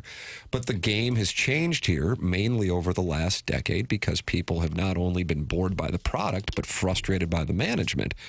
And now those 2 things have been mitigated. So the bar has changed so substantially because if this was the roster, let's say in 2009, people would have been beside themselves. But because of what has happened leading up to this, and now I think it's refreshing just because it's a different style than fans are used to. Even in the 80s, it was a different style, but you also had Hall of Famers playing on the team in the case of Ozzie Smith, obviously, and a manager who ran the team. So that was a signature element. In this, it's kind of like, okay, who are these guys and how are they doing what they're doing? And on top of it, as we referenced earlier in the program, it seems like every time they win, it's a sweat until the end. They're not bludgeoning people in winning. It's a sweat all the way to the end, and oftentimes they're doing it by coming from behind. And so that gets investment because it's exciting. Yeah. I think it could be as simple as we were pretty bad the last couple of years and we're pretty good this year. Oh, good, the Cardinals are back. But then how would you explain at this time last year the team having essentially the same record and there was absolute apathy? You know, that's the thing that I keep holding up. It's not like they were 10 games under 500 at this time last year. They were in the mix by definition. I mean, everybody's in the mix in this stupid-ass playoff setup, but they were 9 games over 500, and nobody cared, and people were either angry or they didn't want to talk about it, you know, and I think part of that's the Mozeliak thing, and then I think another part of it is just going, okay, well, you know, they're winning, but Michaelis has the ball, and then Fetty has the ball, and, you know, Arenado, we know he doesn't want to be here, but they couldn't get rid of him, so now we got to just play that out. So you had all those things combining, and they went to Gray, and he didn't want to leave. But it wasn't because it's like, no, this is great. Because, like, well, I like the 45-minute flight to Nashville on off days. So it wasn't real endorsement, wasn't a real buy-in. So when you see the team responding to the fans like you're seeing when they give shouts out to the tarps off and when Herrera's circling the bases and he's pointing to them and waving his hand like he's got a shirt in his hand, I think that makes fans feel like their emotional investment's being reciprocated by the team. And that's how you build a bond. And Mozeliak's delivery, as we know, sounded really stuffy, right? And it kind of had and even though that's just what his voice sounds like, there were a lot of people who just were tired of him. There was the franchise dropping off from their previous standard. But I think the stuffy era is what they associated with Mo, right or wrong. And now this is totally different. Just the vibe of just from Oli coming on here making a joke about his wife in the middle of the night and just the guys with their shirts off. It's just a different vibe for a Cardinal organization that over the years can be a little stuffy. Yeah. So one thing, and I don't know if it'll be talked about publicly, but I do think that this is it's a tough thing because in a way to talk about it publicly, then it might be taken as a shot at people that came before them, which I don't think is the intent. But there is, whatever verb you would want to use there, awareness that this Cardinal Way thing, which was really about baseball, became bastardized into the way you conduct yourself and almost like a certain type of player only could play and be successful with the Cardinals. And I think they were making a conscious effort to get away from that, not necessarily the fundamental. George Kissel didn't say, well, you have to do it this way by the way you conduct yourself. It was about the way you play the game. That's what the Cardinal Way was. But then the Cardinal Way became this perceived holier-than-thou thing, and that we play the game the right way. But the right way actually was the way you play the game fundamentally, and that's what the organization was built on with Kissel. And so I think there was a conscious effort to go, yeah, you can have fun and play the game, and therefore build a relationship with younger fans. We got a break. It's TMA 101 ESPN.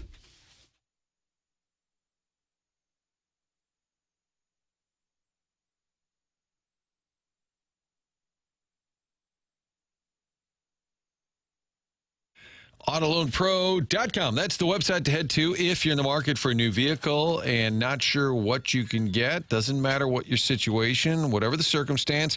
AutoLoanPro.com gets you into that vehicle. Great selection online. Go to the site and then just know they'll get you into that car with little to no money down. Best rates possible. They're working with over 50 different lenders. That's why they can promise you the best deal possible. So again, whatever the situation, doesn't matter. If you had a hiccup along the way, their whole goal here is to help you improve your credit while also getting you into a new vehicle. They are part of the Lita family. They put together, my guy Jim Olive did this. He said, I'm going to put together a little playbook, put it on the website where you can better understand how the credit industry works. So you're getting that information, improving your credit, and getting into a new vehicle, financing a car. Only thing to know is to choose the pro, AutoLoanPro.com. Great website, easy to use. Pick out your car, lowest rates possible, AutoLoanPro.com.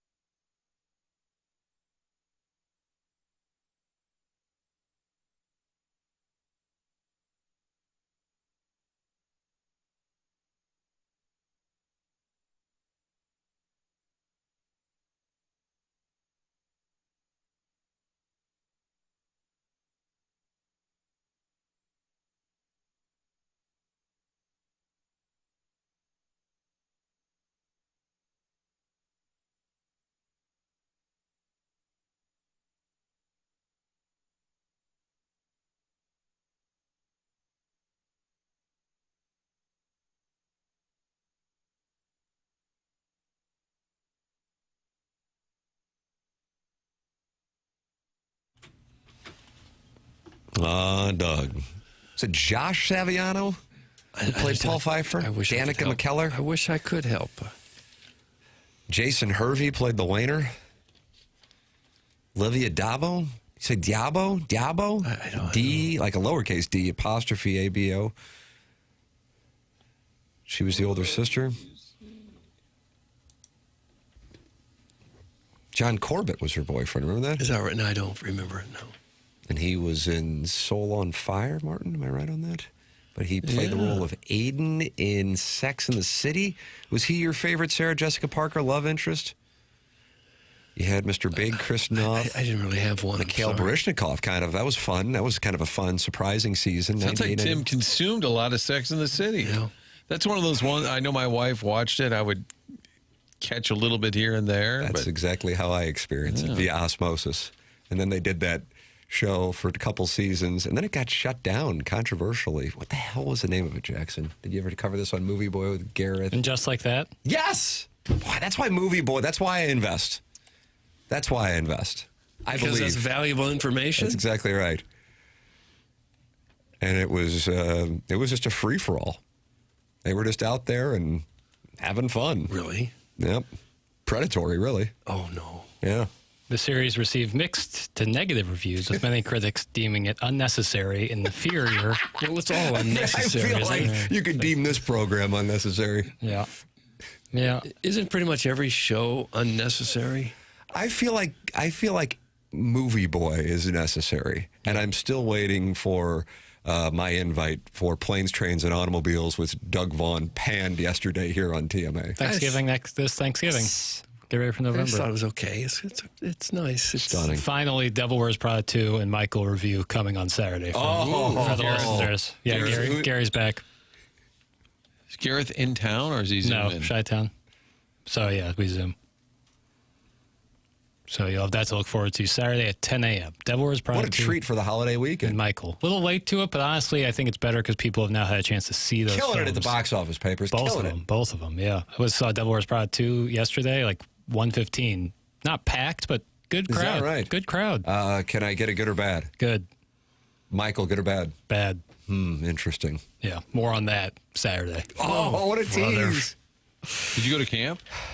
Teasing camp? Yeah. It was a kind of a satellite symposium.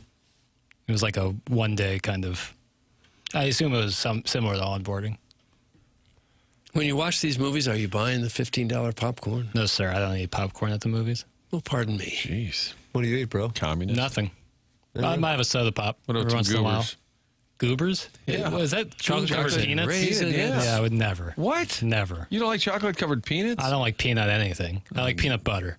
You are communist. But just like peanuts, Chocolate-covered shell or peanuts. otherwise, Goober. I'm out. You're no, thank a goober. You would enjoy it. I don't even like a Snickers bar. By the way, Michael Whitty of the Cardinals public relations staff says it is Yvonne. He said, thank you for checking. He said, Ivan has become a nickname, like when they say Burley or Vic. So Yvonne Herrera's nickname Interesting. is Ivan. I noticed that when they did the video that they post on Instagram coming off the field, and it's like guys were going out of their way to say Ivan or something. Or like Ivy. Ivy. So Yvonne Herrera, but the nickname is Ivan. There you go. Okay. Doug, it was never sex in the city. It was sex and the city. That's from the 314. Okay. Well, I never said one way or the other. And they call that the Mandela effect? Yeah. Yeah, I guess that would be part of it. That just seems like and in sound very similar. And both. What's the Mandela effect? Mandela effect would be it stems from people thinking Nelson Mandela was dead when he was alive. They were like, "Oh yeah, And Nelson that has Mandela to do with was Sarah Jessica Parker. How? In the world. What? How did this How do we turn draw on a me? connection Kim between... Cattrall was in Mannequin, was she not? Kim Cattrall was in Mannequin. Okay, then you can step down. Thank you, Doug. We were just like Did I Johnny get Cochran slip and Bob something in the Shapiro. commercial break? What's going on? You do sit in the spot where it feels like you're on the witness stand. It's just the positioning of the room. Is that ergonomics? It looks like you are the one. Yeah.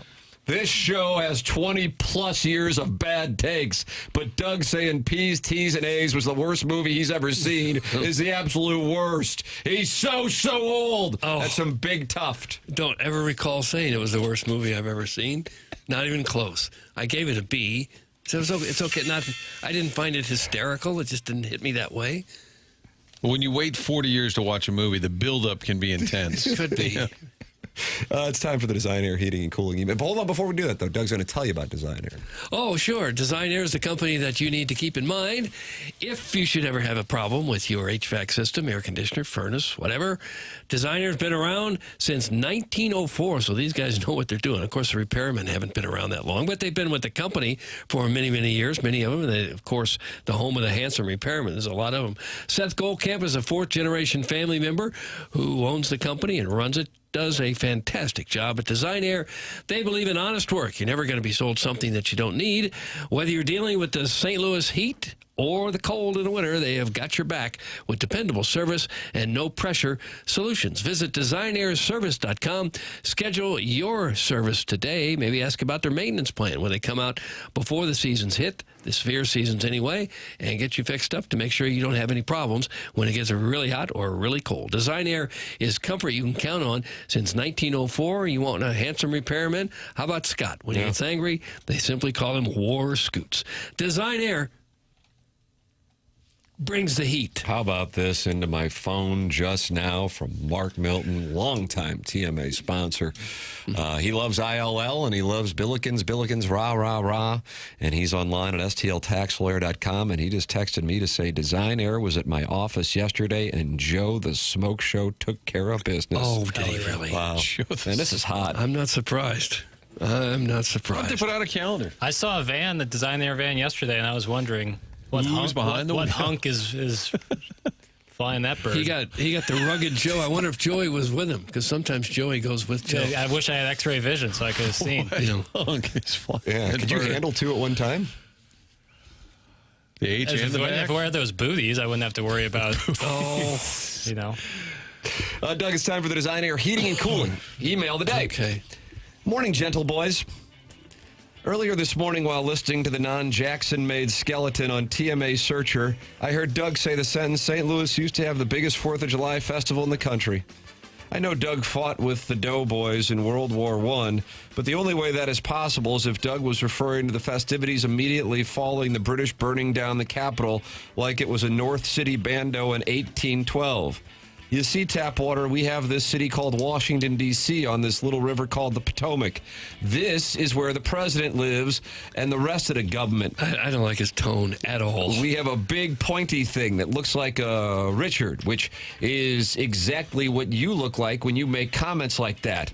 We tend to have a pretty big pony for the 4th of July, and I'm willing to bet it's always been bigger than the buy two, get 5 free special at the Riverboat McDonald's that you were referring to. Keep my city out your damn mouth. Screw Chuck Todd, go Colonials, and or Blue Fog. Thanks. That's from January 2026 Lister of the Month. Jugs in D.C. P.S. Check out all these baby geese I saw this morning. I'm going to go ahead and suspend Jugs in D.C. Wow. I didn't like his tone throughout the entire email. Jugs in D.C., you have been suspended. You're wondering how long. A period of 2 days' time.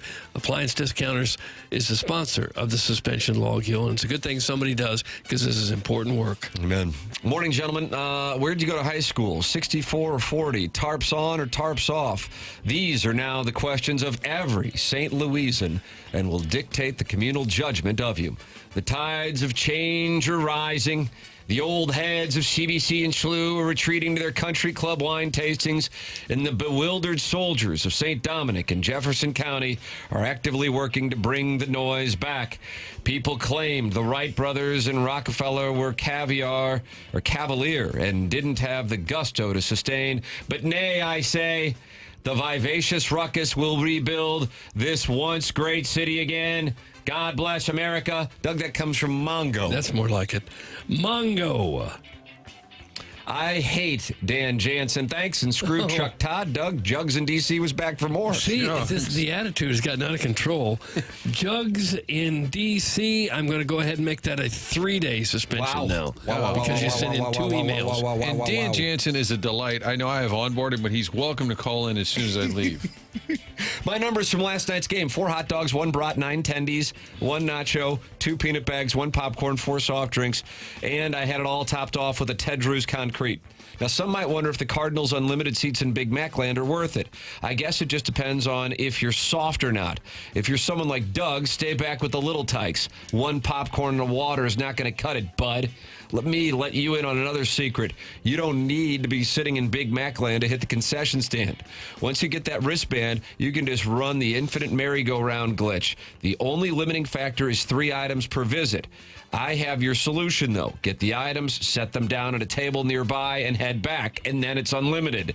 I woke up this morning pregnant, and as I sat on the John, I may now regret my actions. No, I don't have the build of a Dan Jansen or Martin, by the way. I don't want you to get the wrong idea. I'm 6'6", 240, lean with a washboard abs. Either way, the birds are flying high, and Ivan Herrera is sexy. Seriously, that guy is a turbo Chad. I was twerking in section 363 after his walk-off. That's from Dirty Dan the Garbage Man. Dirty Jackson, you say he has blue feet. The Garbage Man. Dear Dossier, evidently my backyard is now a nostalgia theme park with no admission fee and one extremely inconvenienced guest. Me. I looked out my kitchen window and saw a man with a complexion 1 shade away from a traffic cone strolling through my yard like he was speed running through his childhood. I step outside and immediately looks irritated. He pauses, sighs, and says, "Yeah, I used to live here," in a tone normally reserved for unhelpful customer service agents. My mistake, didn't realize I was standing in the way of his emotional trespassing. He points at invisible landmarks, ghost swing set, extinct memories. And then, because self-awareness is a disease, he goes, "Mind if I come inside? I want to see my old bedroom." Yes, I mind, immensely. In what universe does that end well? I tell him the tour ends at the property line. He seems genuinely offended. Then, pivoting to a backup plan, he says, "Guess I'll go visit that treehouse in Melvin Park." I inform him that there hasn't been a treehouse there in decades, and he glares at me as though I've personally dismantled it and replies, "Well, guess I'll go anyways." And then he leaves my yard, heading towards a treehouse that does not exist, with the confidence of a man who had never met a boundary that he didn't walk through. Toodles, that's from the TMA Troubadour. Okay. TMA Troubadour. Martin, yesterday on After the Morning After, Jackson told the story of being with his family and trying to visit, was it your mom's? Yeah, my home mom's. from her childhood on Long Island, and a gentleman in wearing a Jets jersey opened the door and was not receptive? No, to put it lightly. So 6 not of them into the idea. 6 of them had to turn around and sadly walk back to their car. Yep, back in the van. Back to Jersey. That's it, kids. Back to Winnipeg. I can imagine how disappointed.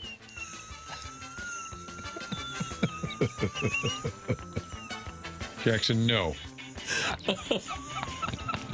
It was so excited. Did you know you were done when you saw him open the door and he was wearing the Jets jersey? I voiced that I thought it was a bad idea. But when in Westbury, you do what your uncle says. I can just imagine the look on everybody's face. Yeah. This guy was not into it. To which I said, I get it. You said that to the Jets fan. I didn't. In my mind, I was like, I wouldn't let us in. Was this in the Darnold era? Yeah, we've been right in the thick of the Darnold era, so he might. So he was in a bad place. He was in a bad place. Please tell Jackson, without the NHL on last night, I was deciding between the Cardinals, the NBA, and watching network TV. I chose to watch Joni Loves Chachi with the Cardinal game on my phone because the NBA sucks. And I missed all the important stuff in both of them because, like Doug, I can't do 2 things at the same time. I guess my point is that Silver Spoon Jackson would be the guy who tries to get everyone on the bus to sing 3 coins in a fountain, while Little Rock Tim would save the day with the Flintstones. Thanks, P's, T's, and A's. That's from Shooter McGavin, the Vice President of Unsettling Tongue Dexterity. Shooter That's such McGavin. a funny scene in that movie when he starts singing 3 coins in a fountain. Doug didn't like it. Doug didn't like it. That's just so good. Sadie Hawkins, Doug, they were going wild in the Mound City last night as Ivan Herrera slugged his first ever walk-off bomb in the 10th to the delight of thousands of topless men in the bleachers.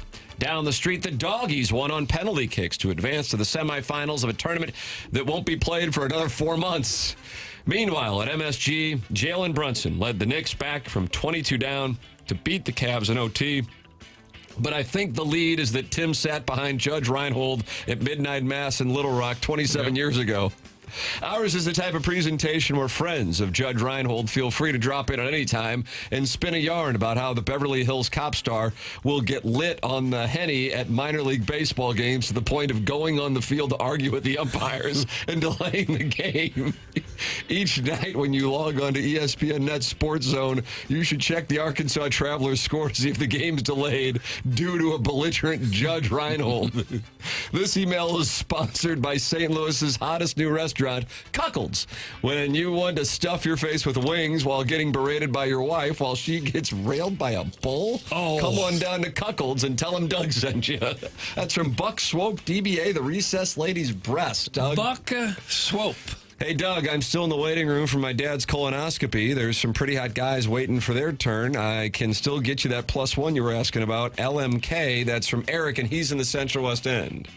Eric, and he's in the Central West End. And finally, Morning Boys figured it was time for a wellness check on some of the fan favorites lost in the Hubbard transition. Spready, reportedly still very much not gay, despite offering increasingly specific financial incentives for board ops to kiss each other. Last seen explaining to a waiter at Just John's how locker room behavior used to mean something in flyover country. Biff, he's thriving. He continues his lifelong commitment to sounding like a guy who just woke up from dental surgery.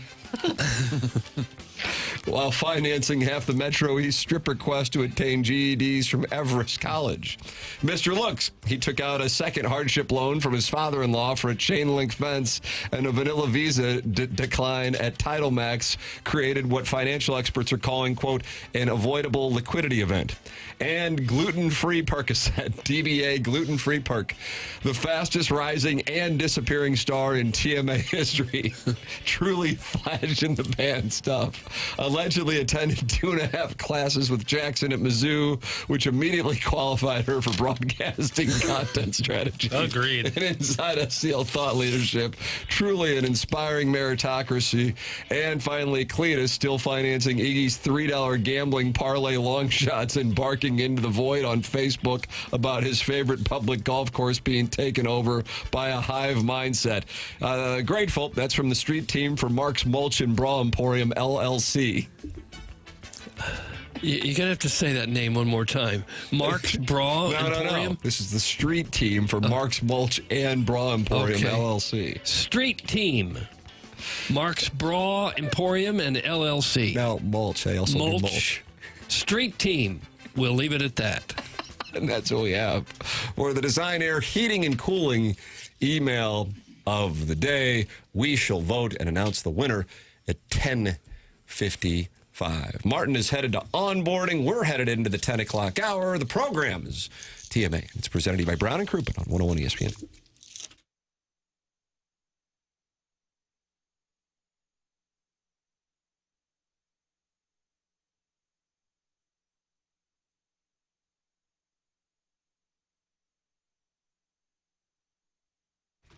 Delmar Mortgage online at delmarmortgage.com, and I recommend working with Ryan Luchtefeld. You heard him calling in during our Billiken segments during their run, and he is who I have been working with here over the last few weeks as we are in the home buying market. Ryan gives out his personal numbers. You can reach out to him directly right now, 618-593-3608. You're going to get that personal local touch, but with all of the necessary technology to make the process smooth and easy, pre-approvals and fast-track options that will make your offer stick out to local sellers and listing agents with closings in as little as 2 weeks.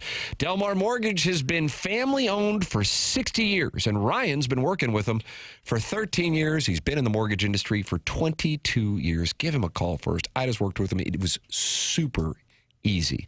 The world has changed since I bought my home a decade ago, and I am telling you, it is so much easier working with Ryan Luchtefeld of Delmar Mortgage.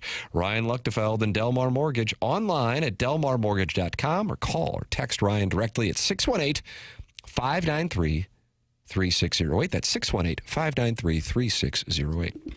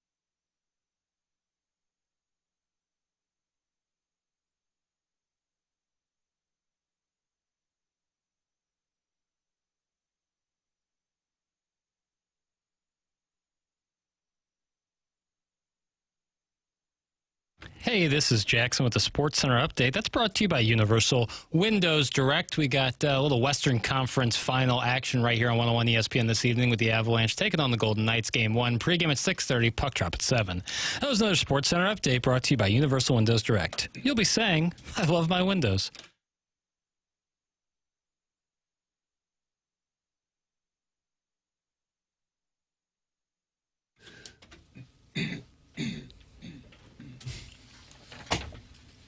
Did you have this album? I did not. Boy George was a big star there for a while. I think I got this album for my first communion. Oh, did you? Did you have a coat like he had? You had a Michael Jackson coat. Did you have a Boy George house coat? He did wear a house coat and a top hat. You like that look? I'm surprised we don't see more of it. I'm into it. Papers. Michael Jackson kind of had that look for a little bit, He had a house coat? Well, he had like top that. hat? It's kind of like a Buckingham Palace coat. You know what I'm talking about? Sure. Like some sort of, it feels like a Revolutionary War coat. Yeah. Do you remember the first albums you guys ever had? Thriller album. I had to do 25 push-ups, and then my dad took me to Peaches at the corner of Hampton and Chippewa to get the Thriller album. And he was petting a small kitten or tiger-like animal. Oh. Yeah. That was a year before he took Emmanuel Lewis as a date to the Grammys, and everybody's like, of course. Right. But there were some tells in hindsight. That's not covered in the film Michael, which you're going to get a 2-part podcast movie. No, one part, double feature, essentially. Both Devil Wears Prada 2 and Michael. Same sode. I'll tell you what. You know what I'm going to do this weekend, Doug, for Memorial Day weekend? What? I can't afford the lake. I'm going to have a cookout, and I'm just going to have on the speaker Movie Boy playing. Nice. Kids will be playing in the yard. Really? Movie Boy playing for me and my wife. Okay. Yeah, well, the neighbor's Not that yard. poor. All right. Right. It's the there's a grass patch next to the carport. Yeah, because I thought they usually just played in an alley. 4x4. That's right. Chairman, what was your first album? The Village People, the Best of the Village People was the first CD I ever had. Well, that was a banger. I got it from one of those like buy one get 12 free deals. Oh, sure. I think I had Ace of Base was in there. I hated Ace of Base. Hootie and the Blowfish. I think it was Cracked Rear View. What was yours?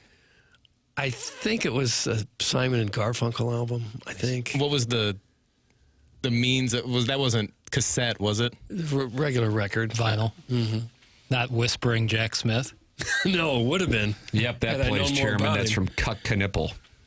Yeah, I mean, Honesty in Media, it's not the manliest of first albums, but I like that YMCA. Oh, a lot of people did. That explains a lot, Chairman. That's from Ray King, and now they're coming out. Oh, they were wildly popular there for a while. They're coming out. The program is called The Morning After. It's presented to you by Brown and Crouppen here on 101 ESPN. Having sleep problems, I'd like to recommend Dr. Brandon Pryor. Now, you know him and his dental work, but now he is working with those dealing with sleep issues. If you are dealing with sleep issues, I feel terribly for you. It is the worst. It can own your life. If you're dealing with it, check out 100westdental.com. That's Dr. Pryor's offices. He has a huge staff. If you were at the Dotem, you got a chance to see members of that staff. And now they are handling sleep issues as well at 100westdental.com. The office is on Manchester, in Baldwin, 100westdental.com. Dr. Brandon Pryor, 100 West Dental. Now, when we talk about the Cardinals and the success they're having, and then you read about them or you hear podcasts nationally talking about them, the reason why people say, yeah, it's not going to last is because of they don't believe in the starting rotation. And I have to say, I don't blame people for looking at the rotation going, yeah, they're overperforming. Oli Marmol on BK and Ferrario was asked about that, and this is what he had to say. I've got all the underlying metrics as well. Like, I understand the question, but like, our job is to get the most out of this group. And Dusty and Hooley and KD and Keek and those guys are doing a really nice job of game planning with what we have to make sure that we give ourselves the best chance to have success. So when you look at our rotation, man, I've been super pleased with it. Those guys are going out there and competing extremely well. They know what they do well. They know what their weaknesses are, and they're leaning in on their strengths quite a bit. So even Palante's last outing, like, man, he's getting more swing and miss. He's starting to do some things that that that kind of gets you excited. So, like, yeah, our rotation is in a position right now where, in my opinion, we're maximizing a lot of what we have. That doesn't mean there's not more room for growth. We're going to tap into everything possible. There you go. Okay. Right now, I see team ERA 4.15. That ranks 9th in the National League, 9 out of 15. That's team. That's not right. rotation. Team ERA. The starting rotation last night, it looked like they were going to get yet another great one, and then Liberatore just ran into problems in a major way with his control in the 5th inning. But the Cardinals were able to hold down the fort up until a guy who has been, for the most part, quite reliable. But it is of note that he has had some rough outings here as of late, and they're kind of control-induced. It seems like that pitch that is his out pitch, just firing it with 2 strikes, kind of like how Wainwright, once the Beltran at bat, for example, I remember watching that game and thinking, they got 2 strikes on him, it's over, because he would freeze guys with that hook. O'Brien would get guys to chase that ball in the dirt, and he got ahead on Cruz last night, 0-2, and then he fired 3 into the dirt. Chip Carey on the broadcast is saying, all right, this is why you're so glad to have Pages back there, because you know he's going to block it with the tying run at 3rd. And Cruz just didn't bite, walks him, and then you have the game-tying hit. So that's something to keep an eye on, whereas Soriano's stock is moving up substantially. O'Brien, it's not like it's bad, no, but it's of note that it hasn't been as locked down as it was since about the first week of April through. Right. His last 3 outings, though, he didn't allow a run. He went the last 3 innings he's pitched, he's only given up 1 hit, no runs. But it was that one in San Diego that he got knocked around, cost him the game. Yeah, that I saw. I wonder if there's a tell on that pitch in the dirt, because that's what I feel like guys are laying off of. Yeah, I saw Greg Amsinger talk about that very situation. He's like, it's an upper 90s 2-seamer up and in that Castellanos turned on. Like, that's a certain situations you got to give respect to the batter, and not necessarily a big problem with the pitcher in that situation. Guy just turned on the pitch that's really hard to turn on. You better hope the starting pitching can hold up and stay healthy. Aside from Dobbins, they don't have anything ready. Matthews, Doyle are all having rough starts. That's from Gus Chigan's prospecting party. Okay, well, don't get mad at us about it. I think most teams would say if our starting pitching doesn't hold up, we're not going to be as good as we want to be. The Cardinals may be a little more thin in the depth department than some of the other contending teams, but if you lose your top starters, most years you're not going to go anywhere. Don't give up. Don't give up. No, I wouldn't. Cardinals and Pirates, McGreevy and Jackson. Who's pitching for the Pirates? I mean, you make the call again. Doug, you make the call. So Alcoa can't wait as to who's pitching? It's Carmen, and then the last Modzinski. It's MLLODZINSKI. I've never seen M and L back to back. I would just say drop the L, man. Become Modzinski, and we're okay with that. Right. But don't try to come in here with Mlodzinski. When I first saw the name, I was like, is that a typo? Did they accidentally capitalize an I and put that next to it? That's an L. I don't know how correct the phonetics are on a player's Wikipedia page, but it looks like it's maybe pronounced Majinski. Yeah, I'm seeing that too. The Magic Man. Majinski? That's Anna Nancy Wilson. Well, I see he was born in Hilton Head, South Carolina, so maybe he's doing some funny business with his name. There's a long line of Majinskis over that way. Are there? Yeah. Dan Dreesen from the 87 Cardinals was from Hilton Head. Did you know that? I didn't know that, no. I think we were checking out the Piggly Wiggly in 88, and his niece checked us out of the Piggly Wiggly. How did it come up? You see a name tag where it said Dreesen? That's right. And you said, are you related to Dan? That's right. She said, yes, I am. So you were there? No, I'm just guessing. Yeah. I don't know how else it could have gone. Am I that transparent? Am I that predictable when I tell stories from the 1988 Hilton Head Piggly Wiggly? Well, is it possible that every time you go to a grocery store, you say, hey, you wouldn't be related to Dan Dreesen, would you? You're bound to stumble into one eventually. I guess. Yeah.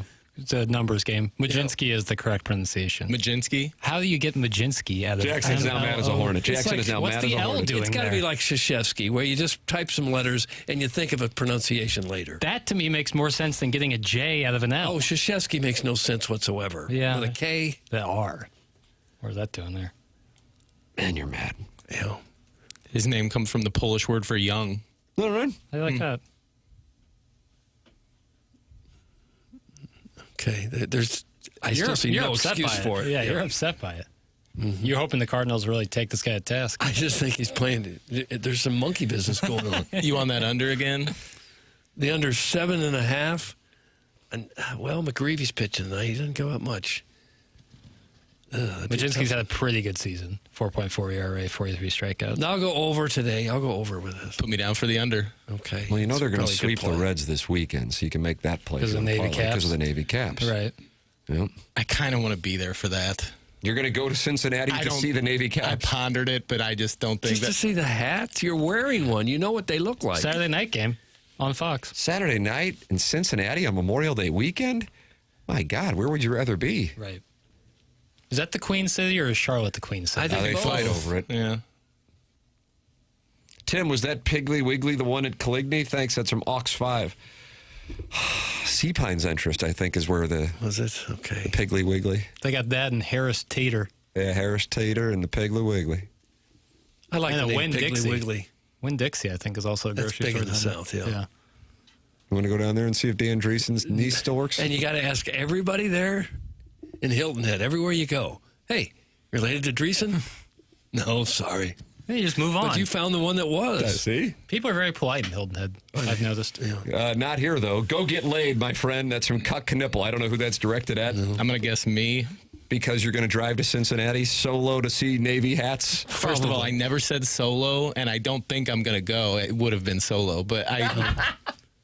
Maybe you could get on the dating app and have someone there waiting for you. Yeah, Wellington travels around the country, and, I mean, it's just, base hit after base hit.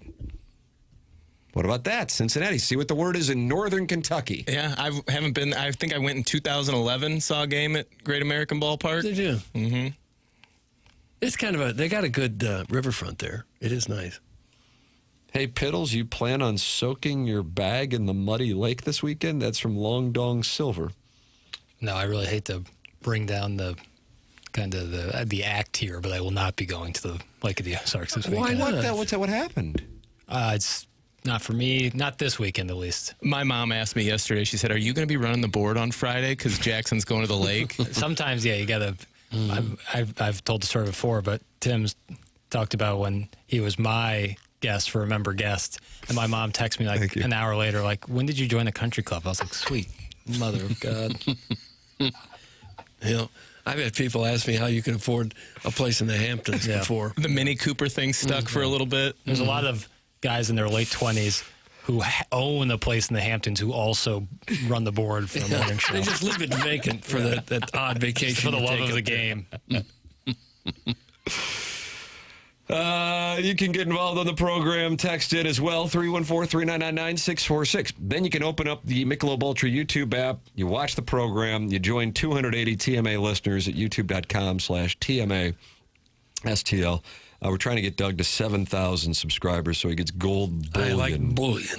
Scorsese says, Chairman, you drove to Columbus. You might as well go to Cincinnati.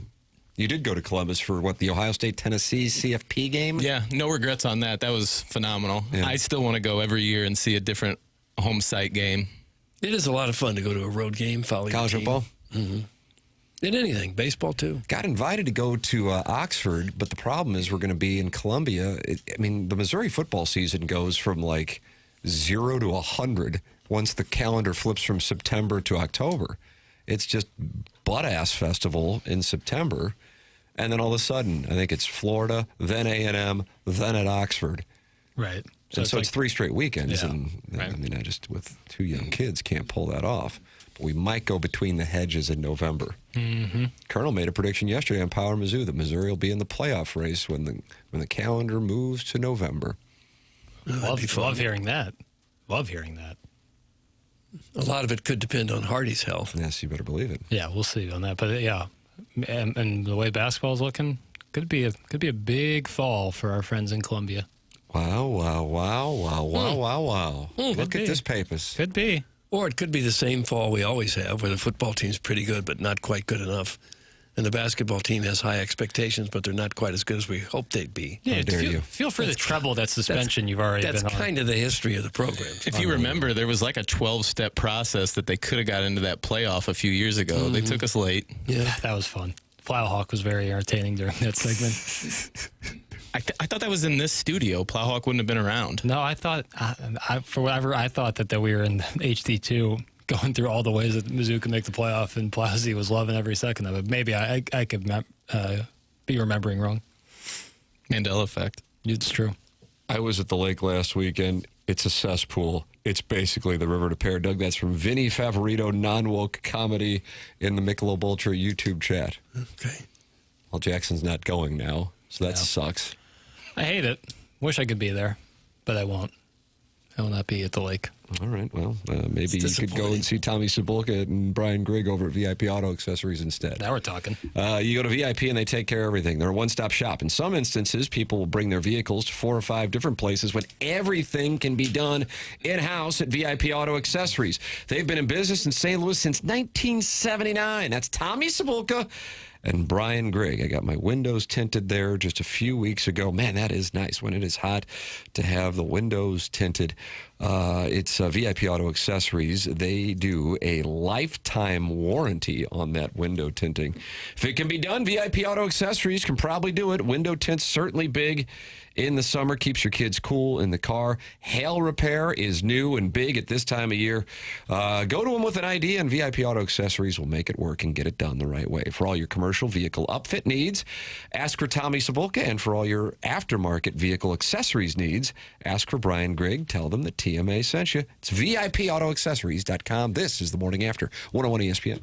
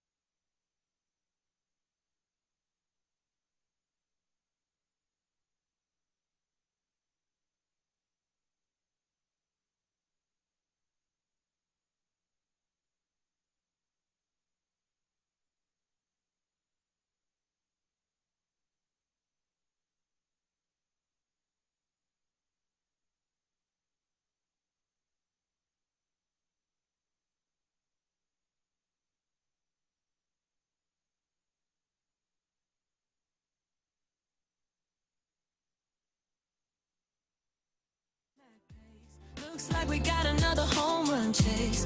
I still think back to summer 98. Listening to Jack Buck, staying up too late. Summer blockbuster, rewind the tape. Jordan Walker got me feeling like it's summer 98. Welcome to the jungle, I can still hear it. 61 said he never get near. Walker on pace for 82 home runs now? I don't think that many anymore. Things we didn't speak about, familiar cause of no stress. Homer after homer after homer after homer. It's like summer 98. What would you put as over-under now? Home runs for the season. Where will you be when Jordan Walker hits number 80? Got me feeling like it's summer 98. Like, really what I really think, and I'm not just using, like, pro rata math here.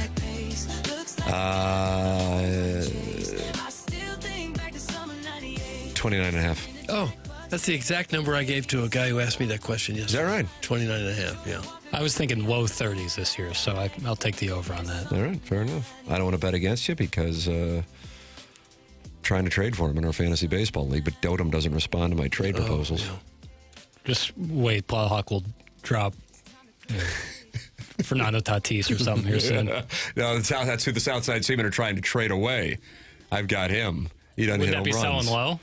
It doesn't matter. Desperate times, desperate measures for the Southside Seaman Fantasy Baseball Club. I've got so many. It's like Man City with Pep.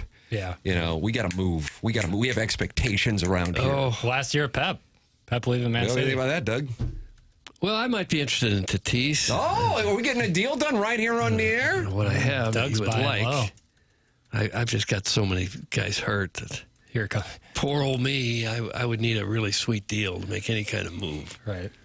Because, you know, I've struggled and I got it bad, and frankly, that ain't good. Why don't you make the Southside Seaman an offer? You want, how about Rafael Devers?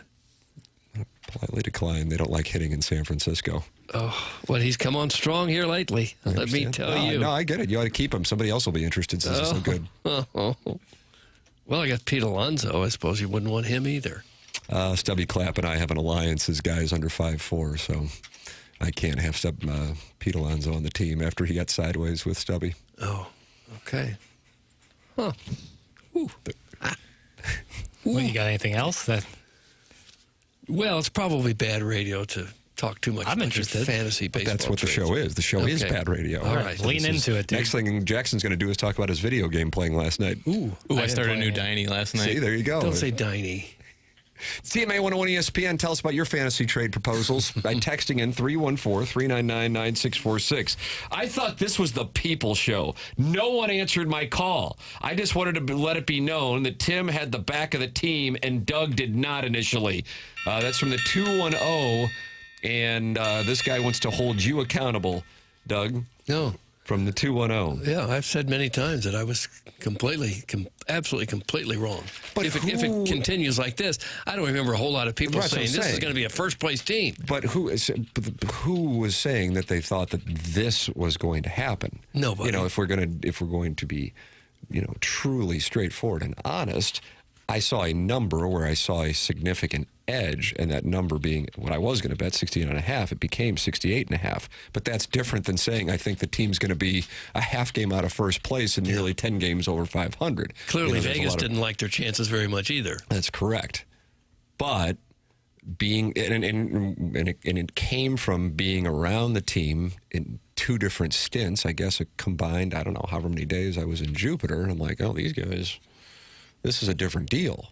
And a lot of it, I think, is addition by subtraction. And I also think, and so I want to tend to this question.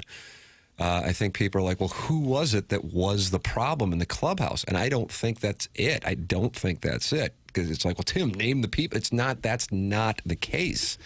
Just because, even if you have, like, Mark McGwire was brutal. And I think Mark McGwire now acknowledges he was brutal around that team.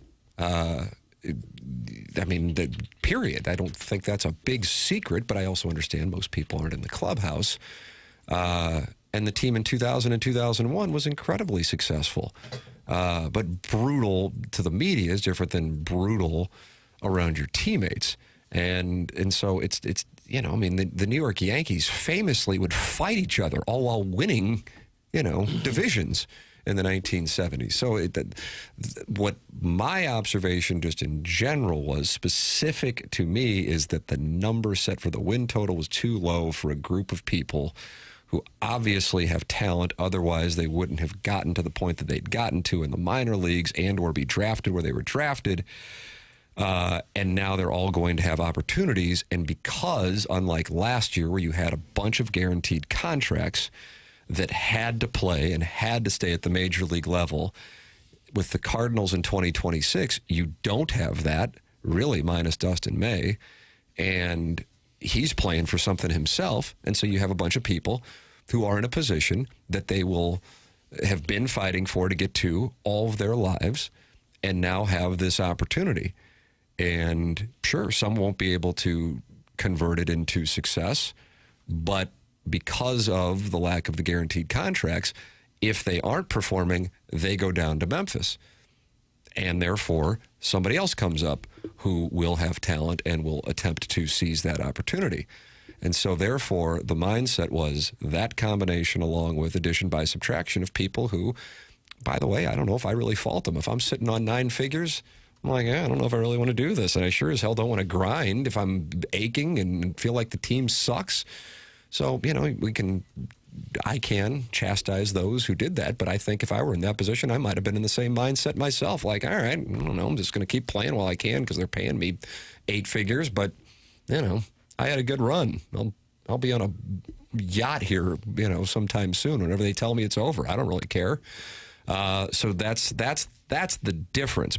But there's a difference between saying I think the team can win 70 games and a team doing what this team is doing. So I think where Doug and I disagree, but I don't want to put words in your mouth, is I liked the idea of rebuild, but not because I thought it was going to lead to success. I just felt like the organization had to turn the page. That's where I was. But I've been saying that now for a number of years, and I know Jackson and I always cite the Nolan Arenado wants to be traded to the Dodgers thing in 2023, and that was met, and it was reported by a credible reporter in the Los Angeles Times. And here in St. Louis, it was treated like it was fake. It's a really strange thing. But that was the right move for the organization. I think we would all agree with that. They should have traded Nolan Arenado in 2023. Of course, I don't even know how you could take the other stance. But, just because I saw it that way doesn't mean that I thought that they were going to do what they're doing. So that's where I'm coming from on that. Because I think when this comes up, people are like, oh, does that mean that like Contreras was a problem or Donovan was a problem or Michaelis was a problem or Gray was a problem? No, it's not about that. It's about those guys took up spots, and that wasn't necessarily going to be a winning formula, and it was pretty clear. And if the Cardinals could have, they would have begun this transition in November and December of 2024. But because they couldn't get the deal done with the Astros, and then Gray didn't want to go and Contreras didn't want to go, they had this, hangers-on for a whole nother year, which meant the season in 2025 was just dead on arrival. So I think that's the difference why there's fan engagement, even though the record is comparable to where it was in May of last year. What I didn't like, and I'm not sure there's any way around it, is trading away good players, even though they're veteran players, good players, and still having to pay most of their salaries and getting low-level, for the most part, low-level minor leaguers in return, and then saying you don't have enough money to go out and buy free agents to be competitive right now. That's the thing that I don't like. I understand it, but I don't have to like it. They're still shelling out a ton of money for people playing on other teams. And if they had a little bit of money left to maybe bolster their own roster right now, maybe this would be a year where they really could make a run at it. And they may still, even without that. But part of the conversation that is from the Cardinal standpoint, and if you get into, well, he's a billionaire, he should just lose money, then we're out. We're just not going to be able to, and I'm not saying you're saying that. I think there is a portion of the fan base that feels that way.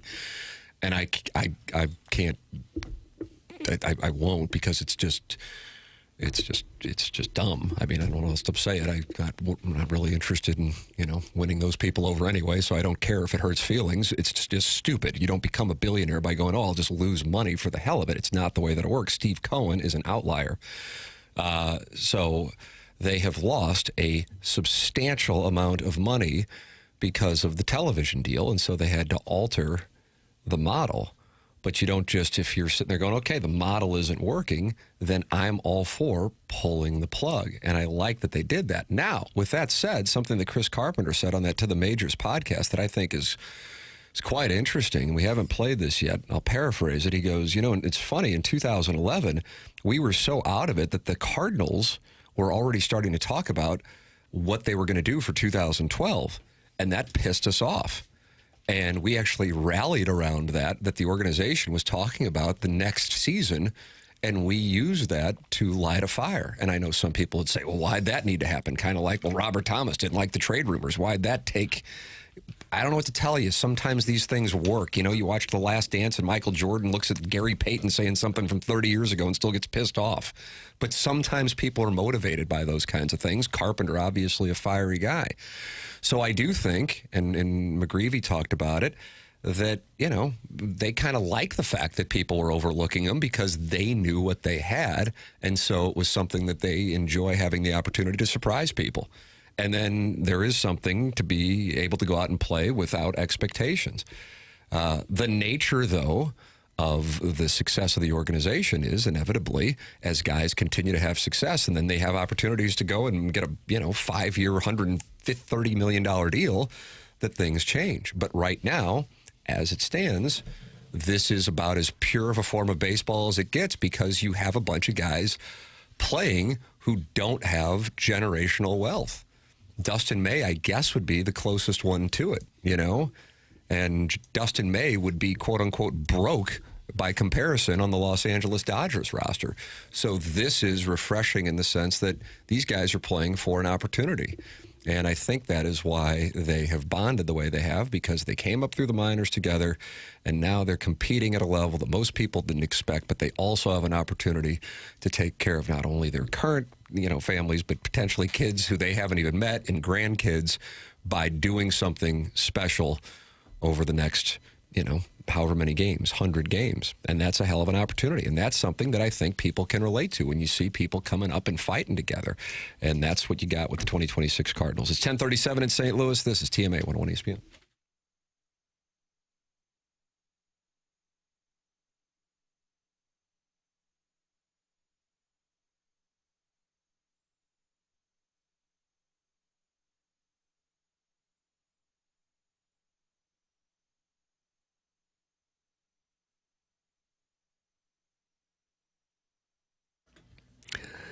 TMA is proud to be sponsored by Stiefel, who also sponsor the Cardinals, the Blues, Stiefel Charity Classic, Stiefel Theater, the U.S. National Ski Team. They are everywhere. It's true. Good things come to those who wait. At Stiefel, great things come from knowing when to act. For 135 years, Stiefel has helped individuals, families, and business owners make thoughtful financial decisions. Founded in St. Louis in 1890, Stiefel combines deep local roots with national capabilities. From customized wealth management to investment banking and traditional banking, Stiefel delivers fully integrated solutions designed for complex financial lives, whether you're growing, preserving, or transitioning wealth. That same long-term mindset is why Stiefel proudly supports TMA, because they know success is all about timing and knowing when the moment is actually the moment. Investing, banking, advising. Stiefel, where success meets success. Stiefel Nicholas and Company Incorporated, member SIPC and NYSE.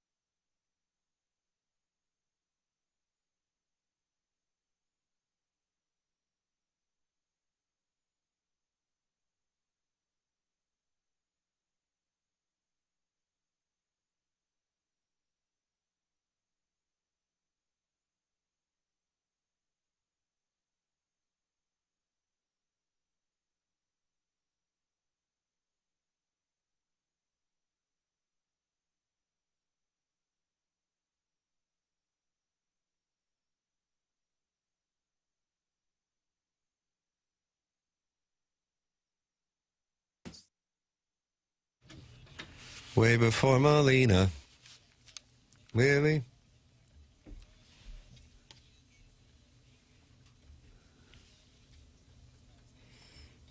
Pride. 19. So good. Doug, you know that Jackie Papers monitors our predictions. Oh, does he really? Via Predictionary, and we are a quarter of the way through the season. And I have to tell you, I am intrigued to hear what predictions we have and how we are faring so far. Ladies and gentlemen, it is my pleasure to introduce you to Jackson Burkett. I'm now in fear that Martin has that information saved on his. No. After that big build-up. After predictions that I just went to Predictionary, and as I was scrolling through, I was like, Martin took the floppy disk. He was doing the note-taking on that because we did it from BPV. We did the opening. Why is it in the Polos Plus dossier then? Well, in fairness to me, I believe I had it earlier in which the segment with Martin would be here and have that. Even though, despite that, I should have had it. That's my fault. So look how pissed Doug is. Yeah. I know, he's furious. But in a way, I can flip this and say, tease it for tomorrow. We'll have that tomorrow. And these are our predictions on what the Cardinals would do? Like, who will be the leader in home runs, who will be the leader in batting average, who will be the leader in saves. I know for a fact I said Jojo Romero for that one. Not looking great. But none of us had Riley O'Brien. I remember that. No, I wouldn't think. So I tried. Get his ass, Tim! That's from Ray King. Yeah, that's on me. It's that legit. Hand up. My bad. So now you are going to have to take time away and possibly will go to the lake. Yeah, I guess now it frees me up a little bit. Yeah. So what you fit to do this weekend? 28-year-old bachelor in St. Louis, 3-day weekend, Memorial Day. What you finna do? Have a couple rounds of golf planned. Annbriar? None of the Annbriar. Far Oaks? None of the Far Oaks. Well, Saturday at Far Oaks. Where the hell are you playing? Saturday at Far Oaks. Monday at the Falls. But outside of that, just I'll figure it out as it comes. Kind of fly by the seat of my pants kind of guy. Nothing really planned. Tam Nothing on Ave. the books. Yeah, I can imagine if the weather's nice. It's supposed to rain all weekend, which is lame, and be cold. But hopefully it's okay. Yeah, likely Tam. Is Iggy running around in Jackson's body out there? That's from Jackson's butt fro. That didn't feel good. Remember, Doug, you skipped opening day, and we won't forget it. That's from the Cronky Hater. I don't know what that means. You skipped opening day. I believe I was in Lake Placid. You were in Lake Placid. Yeah. That is correct. There you go. Well done to the Cronky Hater. I live in Cincinnati. You can stay with me, Chairman. Also, I'm horny. That's from DTF Doug. How's that sound to you? It sweetens the pot a little bit. Does it really? Yeah. You're going to need to see a nude. Yeah. Send him to Doug. He'll show him to me. All right. I would say fire his ass, but I think it's more punishment to stay. Also, how has Ray King held up? He was so cute when he worked Wheelhouse. That's from Chairman Stephen DeMunn. How was he held up? What is he, 35 years old? He's about that, isn't he? I believe so. Yeah. I've seen the same picture of him and his husband coming into the text inbox for about 7 years. Okay. So I don't know when the last time I saw him in person. Oh, I saw him the night that you were dressed up as Santa. Yeah, Christmas party. Yeah. Okay. So you would hope he hasn't fallen apart yet. Right. In his 30s. Doug, I'm going to Cincinnati in September. That's from Ray King. Okay. When are you going to Cincinnati next, Doug? I don't have it on the schedule, but I would go. You want to tag along Saturday? Well, I'm so busy. It's basically North Kentucky. That's right. Or Southern Ohio. George Clooney's from Kentucky. I don't think a lot of people think about that. I believe Daniel Boone was as well. Yeah. 2 great Americans. Mm-hmm. Okay. Anyone else from Kentucky? Jack Harlow. He's from Louisville. Yeah, that's true. Justin Thomas. Muhammad Ali. Muhammad Ali from Louisville. Yeah. Okay, but that's Colonel Sanders, you think he's from Kentucky? Oh, boy, I don't know. I just don't. We'll carry that over for tomorrow, too. That's another thing that we can tease. We'll have the winner of the Design Air Heating and Cooling email of the day coming up here on the program. That's on the Polos Plus dossier. I was really looking forward to this Predictionary segment. Really pissed. Gone really just like that. pissed. Yeah, Tim woke up this morning thinking, man, in 10-2, I can't wait to get to this prediction. You probably feel a lot like how Jackson's family felt when they were turned down to try to visit the old homestead. Just absolutely nothing there. I'm 38 and still cute as a button, Steve. Tight twink body. Come at me, Doug. That's from Ray King. Higher voice than you'd think, too. Not a negative thing, but every time I hear him, I'm like, oh, higher voice than I remember. Huh. Yeah. Clooney is a woke loser. I just wanted to see if it was fun to say that. That's from Shooter McGavin trying to beat Eric in the Central West End to the punch. Apparently he had very famous pickup basketball games in Hollywood. I thought that was Adam Sandler. Him too, but like Clooney would host these games, and apparently it was hard to get an invite, and Is it that was right? really good. Yeah, I wish I would have been alive at that time. And you would have gone gangster hooping with George Clooney. Yeah, I would. You would have walked up to say, hey, you mind if we watch? And they'd have said, no, go home. Yeah. Just as they did in Long Island. Yeah, just like they did in Westbury. Mm-hmm. I guess he had a big 3-game series against the DiCaprio-led team. Oh, really? In Cabo San Lucas. Oh, man. That's like legit. That's heaven. That's Valhalla to me. Playing pickup basketball with Leonardo DiCaprio and George Clooney in Mexico. Really? Yeah. Why Mexico? Where it was in Cabo? Mm-hmm. Because it's in Cabo. You ever been there? Pretty nice. I have not been there. No. Cancun? I was outside right next to Cancun. Okay. Tulum. It wasn't a city. It was like a resort there. Tulum. Cozumel? I don't know the name of it. It's like the scuba diving in Riviera Cozumel. Maya or something. Sure. Close to Cancun, but not in Cancun. And that's in is it the state or province of Quintana Roo? I don't. That's the state of Quintana Roo. State of Quintana Roo. Okay, I didn't look. What time does that show start where that old dude comes in and talks about his sad life of an old man that picks up grocery store pickers? It's from Nathan from the east side of Alton. That's in about 10 minutes. That's the Strode program. Yeah. Strogram.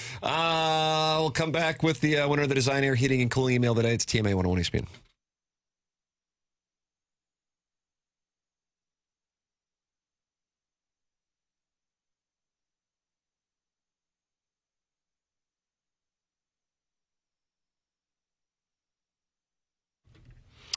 Hey, this is Tim McKernan. You've been waiting for the weather to break to finally deal with those old drafty windows, and now here we are. The weather's better, the days are longer, and it finally feels like the right time to take on those bigger home projects. And if your windows have been giving you trouble, letting in heat, driving up your energy bills, making it harder to keep your home comfortable, this is the time to take care of it before summer really kicks in. Right now at Universal Windows Direct, buy 2 windows, you get 2 free, and there's no limit. The more you upgrade, the more you save. Plus, you'll get 24 months with no payments and no interest, so you can move forward with your project now and not worry about paying for it for 2 full years. This month, they're also offering a $500 bonus off your home improvement project. It's all at Universal Windows Direct, online at universalwindowsdirect.com, or call 314-334-2522 to schedule your free estimate today to start enjoying fewer drafts, more consistent temperatures, and lower energy bills. Upgrade with confidence and enjoy the comfort, savings, and peace of mind that comes with it. And like me, you'll be saying, I love my windows.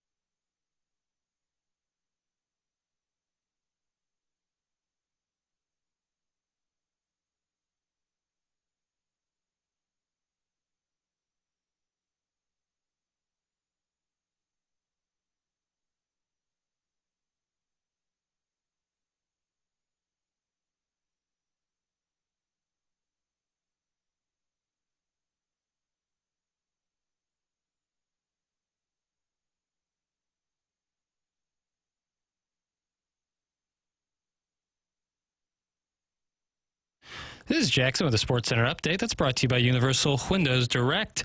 Cardinals Pirates tonight, 6:45 p.m. first pitch. Michael McGreevy on the mound for the Redbirds. That was another Sports Center update brought to you by Universal Windows Direct. You'll be saying, I love my windows.